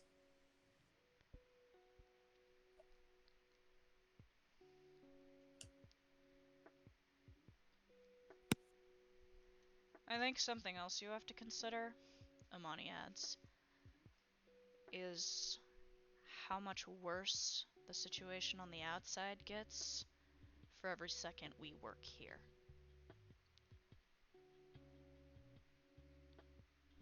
I mean, Brian and I came in the middle of this. We don't exactly know what you guys know. We haven't exactly seen what you guys have seen. But I do know it's been a couple weeks since we got here. And if I know anything about an illness, I know it spreads and it adapts. And situations tend to get worse as they progress. I'm aware of that, but that's why my concern is So you want to focus on fixing a curse that's been here. I want to figure out how to. These two things are linked. Tackling the bigger problem would make dealing with the smaller one much more easy. At least that's what I'd hoped. But never mind. But assuming that you take on the bigger problem right this second, and it makes the other problem worse. But taking care of the bigger problem also gives us a little bit more latitude with the houses. We can convince them that we're here to help with this, and we would be as a secondary. I mean, it allows us to move a lot more I- freely between their borders and figure out what's going on with this But plague. that's assuming all the houses are going to want to work together, Lunala adds. Which I don't think they're going to. If we could get even half of them to help us, we would have resources which we don't have. This isn't. We have nothing. We are a group of people who've been dropped into the middle of a country that is far larger than anything we've ever had to deal with before, and we have no resources. We have no backup from the DWMA. We are completely alone, and if we can get even 3 of these countries to give us resources, if we go back across that border, you know how much space that is, how many settlements there are, how many cities that have probably already been completely overtaken. Even if we found a way to immunize ourselves against the disease to prevent us from being swallowed up by it, we're still taking on an entire country alone. And so long as this curse continues, we can't get anyone across the border to help us.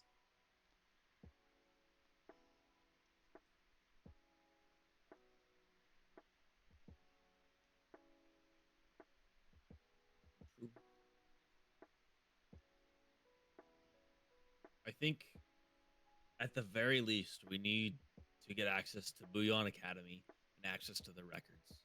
Surely they'll have something on this plague. It came from this area. They have to have something on these insects, especially if they've got them in the lab here in the capital. They would have sent some to their academics to study. I So I agree, think- Bouillon's definitely our best next step. We can discuss our long-term objective at a later date. Short-term, I think we can all agree Bouillon is where we need to go next. And getting governmental blessing for access is our best course of action, so we don't have to sneak in and risk the possibility of sparking a war with a whole ass country. But if we don't get government access, wouldn't we be able to, I don't know, hypothetically send Soma in because he can blend in with shadows? That would probably be our best option secondary, yes. Do you mean Apollyon? Same person, basically. Yes, I meant Apollyon.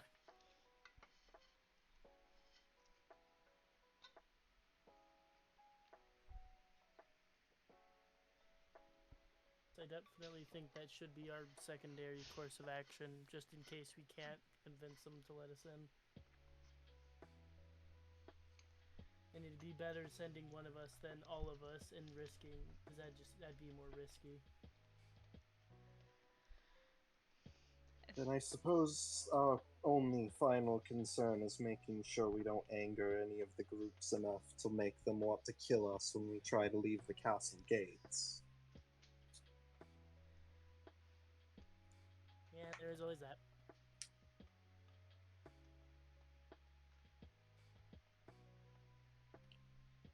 But I guess there's only one way to find out if we can pull it off, huh? And that's just to do it. So, wait, have we decided who's our representative, or... I think we did, but just want to make sure. I still think Solon would be our best bet, but I suppose if they don't seem keen on listening to him, then I would be willing to step forward. Nothing wrong with having 2 representatives. Just so long as it's not 8, she says, gesturing to the group. If that's what everyone wants to, I'll try.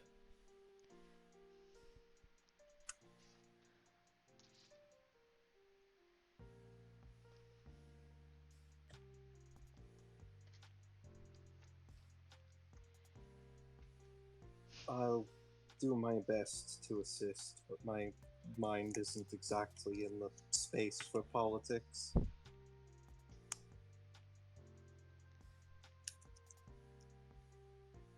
Then we'd better hope that they accept Solon's opinions. Because if you can't, then who... Like, we need like a third option, like a backup plan. I think our backup plan is to run. Fair enough.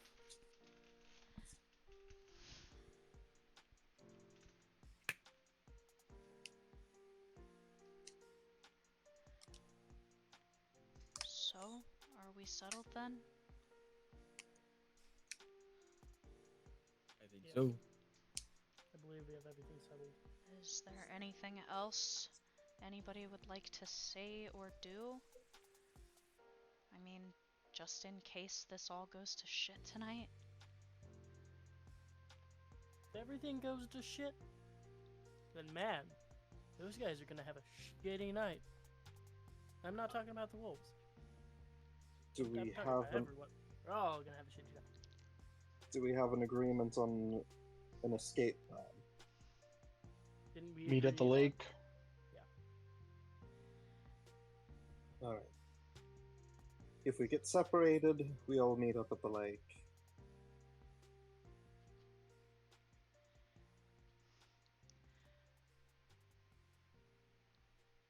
Is that it? And from there we go into the ocean. They'll assume we died and we get out.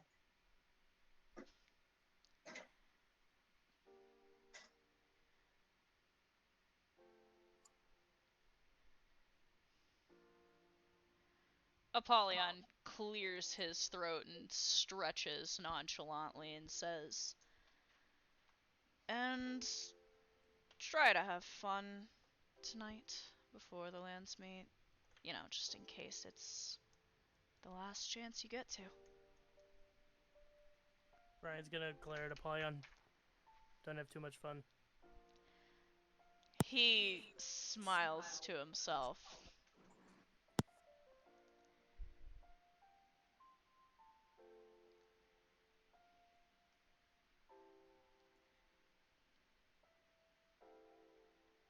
Are you ready? Anything else anybody wants to do? I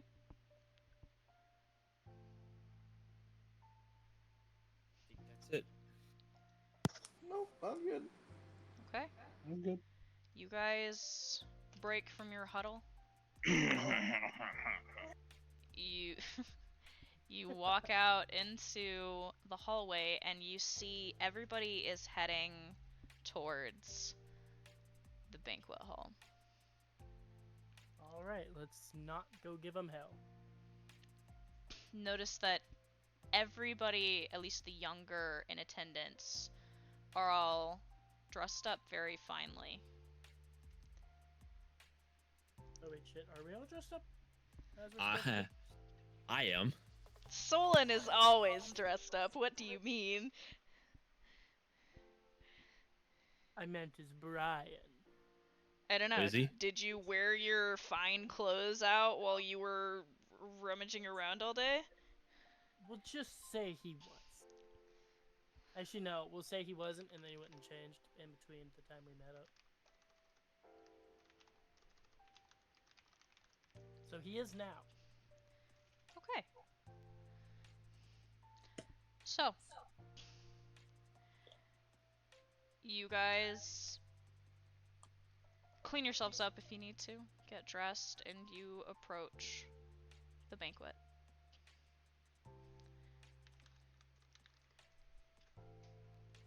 You enter into pleasant music. Sounds like a waltz. And you find yourselves in a beautiful, enormous room. There are people of all kinds mingling. There's a huge amount of food in the dining area. And toward the actual ballroom itself, it opens out into this gorgeous dance area that has this open view from a wall that overlooks the lake. And you notice that tonight it's a full moon.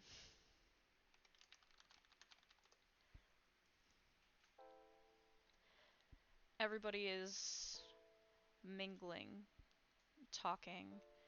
You see a lot of the people are intermixing for the first time. And there's one huddle, a lot of you will notice, off to the side of humans. Very finely dressed. All different varieties. Looking very nervous.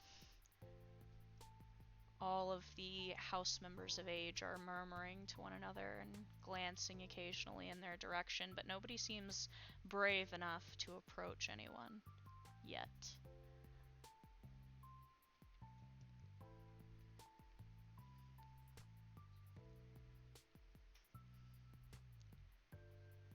What would you guys like to do? Ryan's gonna go find some food. Okay. You and Damani make your way towards the table.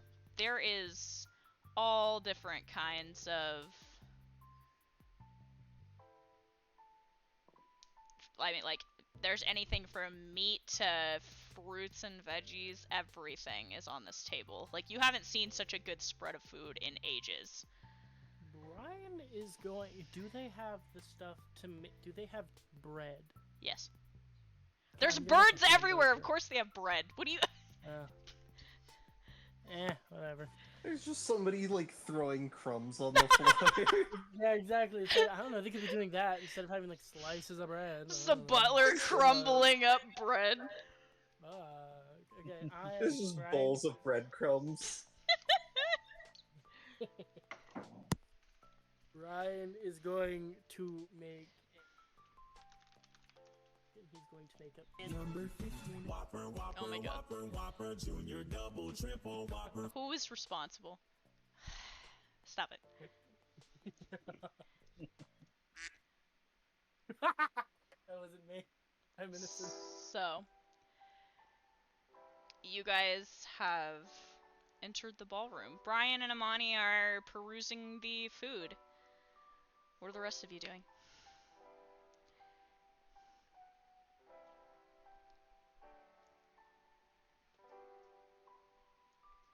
I'm gonna be just kind of like mingling and just assessing the temperature of the room.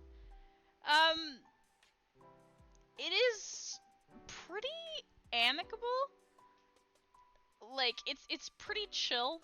But you just get the sense that, like, for all the big talk in game that a lot of these Levin and Vyakov guys had, none of them are brave enough to approach any of the girls. Like, none of them.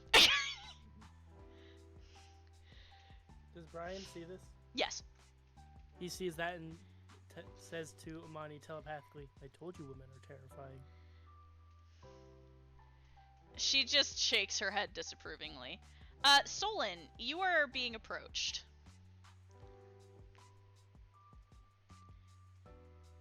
Hello, Solon. Who said that? Lesovic. Oh, Lesovic. Didn't think I would see you in this. Did you forget our arrangement? He says, turning and. You see, Go. he is not by himself. There No, I is did not. a girl with him. I will tell you which girl is with him momentarily. 'Cause I gotta figure out which fucking one it is. Do you want me to pick one? Here we go. This is who he approaches you with.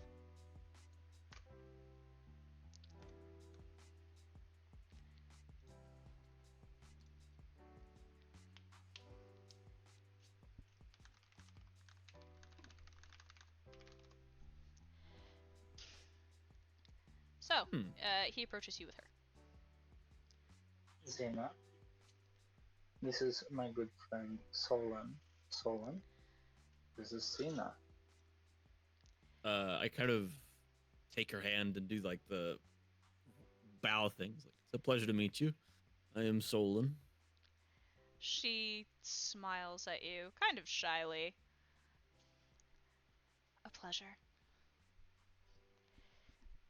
Do you want to dance?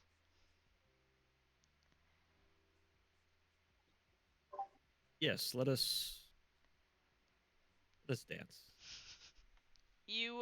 She takes your hand and leads you out on the dance floor, and you are the first two out on the dance floor. Oh What? God. Also, roll me a perception check.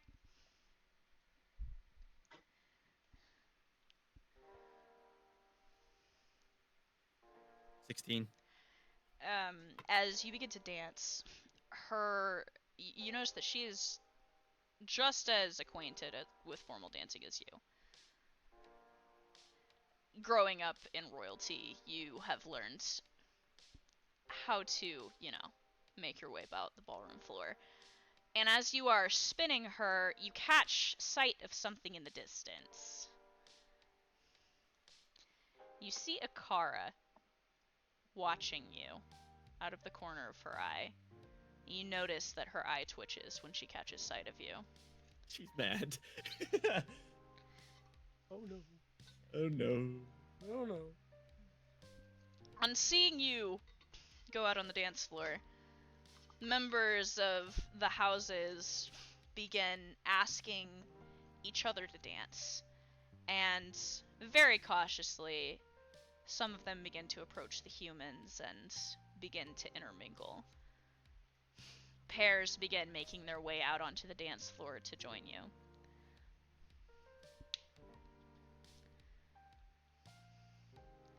Pridwin, you feel a tap on your arm. You look. You look over and you see Lunala. She is holding her hand out but not looking at you. He'll take it. She, feeling your palm touch hers, looks back at you and gives you a warm smile and pulls you out onto the dance floor before you can object. He will not reject. You two start dancing. You also notice, as you guys are dancing, that Virlane has approached Electo and is trying to convince him to come out on the dance floor, and Electo is doing his damnedest to try and be anywhere else. Which is surprising to you. Is there anything else that anybody wants to do while this is happening? Can I roll a perception check to see if there's anything suspicious about anyone? Go ahead. Just sticking around. Fuck's sake. 17. I've been rolling high all day. It's a great day. You look around the room. You notice that not only are the youths in here, but the representatives are mingling throughout the room. There are adults here from the houses as well, keeping an eye and making sure that nothing goes down. But still none from Medvedev or... You still don't see anyone from Medvedev. And as far as you can tell, you don't think you see anybody from Voronov, but you also don't know what anybody from Voronov looks like. Gotcha. Does Brian see Electo? You do. He is moving around the room trying to avoid Virlane, who keeps running into him. Would it be weird if Brian just yelled at Electo, was like, "Oh, come here"? Would that be frowned upon at a party? Just yelling at people? Yeah, probably. Oh, okay. Brian's gonna make his way over to Electo and be like, "Hey, could you come over here? I have to ask you a question." Okay. You kind of pull Apollyon off to the side, and Virlane, loses interest and goes after somebody else. Katya, is also, like, next to you, too. She just kind of manifests. Like, you didn't know she was there, but she's there, and she has a plate of food in one hand and driftwood kind of in her arm with the plate of food, and she's eating. And she looks up at you. Kills. Anyways, what does... random, I should have asked earlier, what does someone from House Voronov even look like? Katya gives you an emphatic shrug. Neither of you know? Apollyon thinks for a minute, kind of rubbing at his beak. They're supposed to be bird people, right? So, they could be here, and they're just like the other bird-looking people. That's fair. Okay. No, I was just wondering because I thought it was weird that, like for all we know, with the plague and stuff going around, they could just be dead.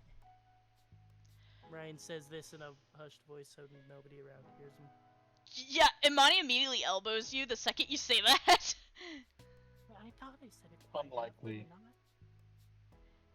Unlikely. It seems that it's not uncommon for them to just not be here. Oh, okay. Yeah, nobody was talking about them at lunch, like they were about the bears. Well, Which just brings me to wonder what kind of shenanigans they get up to. Maybe we should ask somebody. I mean, this room is a veritable wealth of knowledge. And potential fun, she says, grinning slyly. Well, you all get back on that. I gotta go eat more food. Brian grabbing another plate of food. Dude, the food has to be good. It's a freaking party made by royalty, so the food has gotta be good.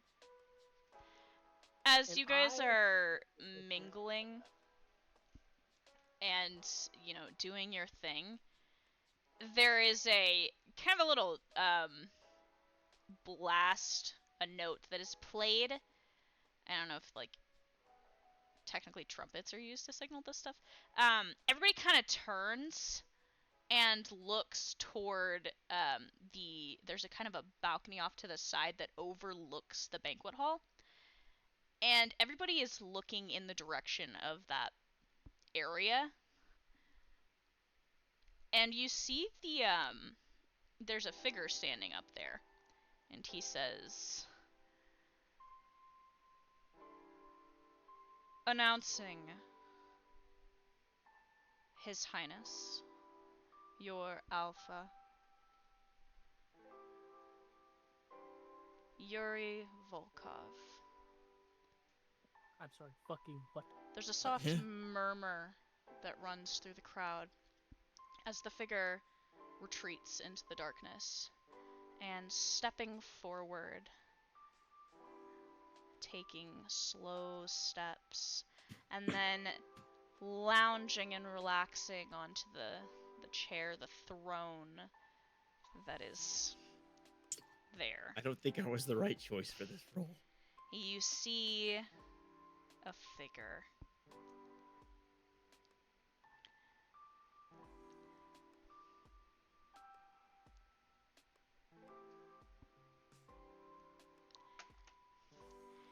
He's in the art.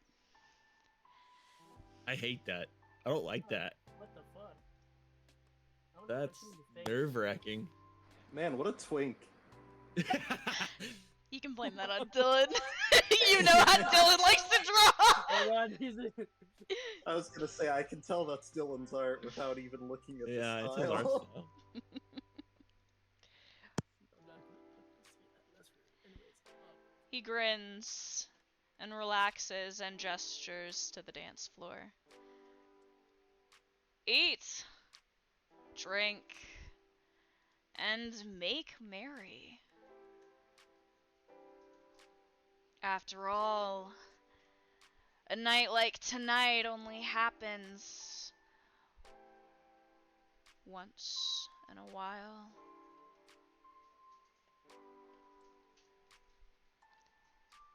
There's an excited kind of yip from some of the wolves in the room, and the music picks back up, and none of the other houses seem bothered by him at all. I'm imagining everything kind of moves around all of you, but all of you are kind of frozen in place, staring up at this figure who very pointedly is watching you. I'm just in the fucking stopped in the middle of the dance floor, staring at him, stare at me. Yep.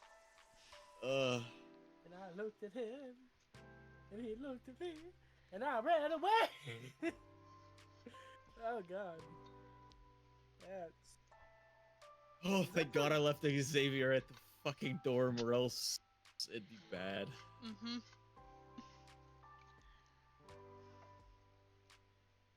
So is that the same Yuri Volkov? That's the Wolf of Moscow? Yes. Ah. He looks different. Brian, he's watching Brian too, right? Like I can't just slip out. Yeah, you can't tell if he's watching one of you or all of you, but his eyes have definitely settled on each of you as you've looked at him. Oh, he definitely has a lot of eyes. Yeah. I know those eyes. Brian's gonna roll a stealth check to try and sneak away. Like, just to see if he can get out of his line of sight. Presence, I guess? Yeah, that's what I was thinking. Twinks are my specialty. You heard it here, folks. Yikes. Yikes, indeed. 17. Because I got a 12. Yeah, he doesn't seem to be paying attention to you anymore. You have avoided his gaze. Okay. What do I do now? So I don't. So wait, where's Pridwin? Pridwin is on the dance floor with Lunala, or more like frozen in place next to Solon on the dance floor, staring at him, I'm assuming. Brian's gonna go get both Pridwin, Lunala, and Solon and take them off the dance floor since they're just standing there. Yeah, The girl you were dancing with looks very confused, Solon. Is something wrong?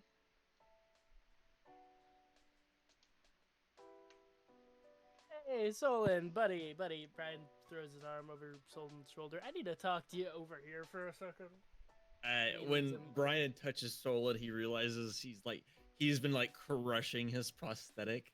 It's still workable, but the pressure is visible. Mm-hmm. I'm gonna turn to her name is Xena, right? It's actually Gianna. Gianna. Okay. Yeah. I'm going to assume that's the spelling. No, it's nothing. I must go see what I'm needed for. Thank you for the dance, and I apologize for ending it abruptly. Oh, okay, she says, and lets you go. Brian's gonna lead Solon to where he was sitting earlier when Yuri first showed up, and go back to get Lunala and Pridwin. I'm pretty sure you've managed to get everybody over into a corner. Oh, okay. I was gonna say I have no clue if Unless I did or not, Pridwin so. objects? Question mark. I mean, considering they were all standing there in stunned silence, I don't think Pridwin would object. Yeah, okay. So all of you've managed to get everybody in a corner. You've managed to put baby in a corner. Okay, so oh god, wait, where's Polly? You know, he's fine. He'll take care of himself. What the fuck are we supposed to do? What's our plan now? Because originally we were gonna try to make friends with him, right? I don't think we can do that. Well, I mean, this is his house. I mean, considering he is objectively our enemy, I can't see a way this will pan out well. I think our best option is going to be getting the other houses to pressure him into allowing us to do things, because there's no way we're going to be able to convince him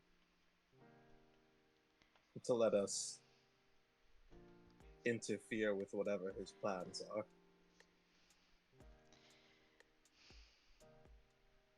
Yeah. So where should we begin trying? Like, who should we begin trying to convince to pressure? Oh, another person. Oh, listener. So, who do we try to start convincing? Well, I'm sure we'll get help from Sokolov, and most likely Laskin as well. Yeah. So, getting the others is probably our best bet. We were told to stay away from the lion people, so that leaves. Well, the bull folk seem particularly unfond of them, so perhaps we could play that to our advantage.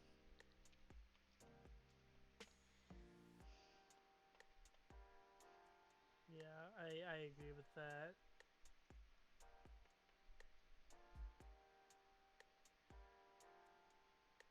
So, but Brian's gonna look around for the leader of the bull people. The bleeple, if you would. I don't know who you're looking for. Like, there are guardians in the room, but none of the actual, like, house leaders are in this room.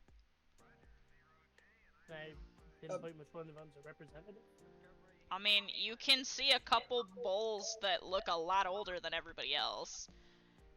I think convincing people is probably going to be something we need to save until the actual meeting. Yes, but it wouldn't be a bad thing to put those worms in their ears and passing conversation while we're all in a more relaxed environment. Or we can gather information from these people. That's also a possibility. I like that, Katya says.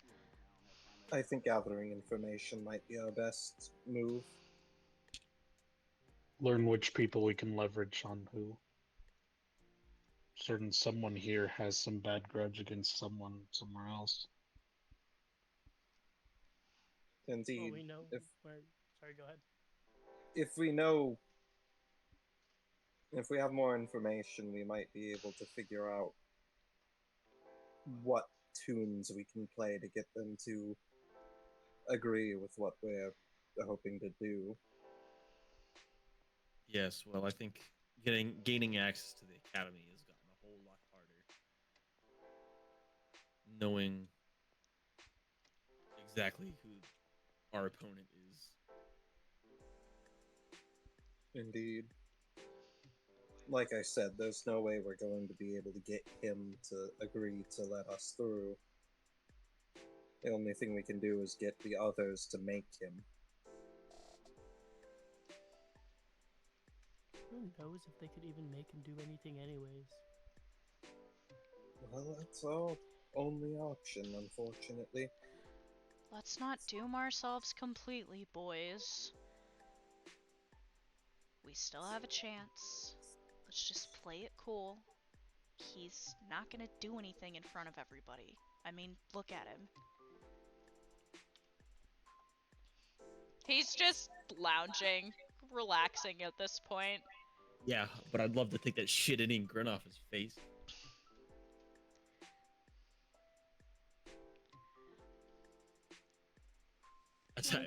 I'm examining my hand and making sure it's not broken. He looks like if you slapped him with a Mr. Plank over there, he would break in half. How does that turn into the creepy fucking Looks Imagination. can be deceiving. Okay, I guess we're in agreement. It is time for information gathering then. We still have a while before the lands meet. Let's just intermingle with people and see what we can learn, okay? Sounds like a plan. And try not to offend anybody, she says, looking at you, Brian. Brian is gonna snap these finger guns and be like, I will try. Lunala gives you an incredibly nervous look, Pridwin. Pridwin returns an incredibly nervous look. This is why I was shoveling my face with food, so I didn't do anything. See, I can't do anything if I'm busy. Also, the food is really good. Y'all should try some. Right, well, I will be over here, Liam says and shoves his hands in his pockets. Whatever. You guys break and head back out into the group and intermingle. As you guys spread out and start talking with everybody and trying to pinpoint targets in the crowd to make conversation with, Solon, you feel that itch of the hair standing up on the back of your neck. Eyes burning into the back of my skull. Yes. You look.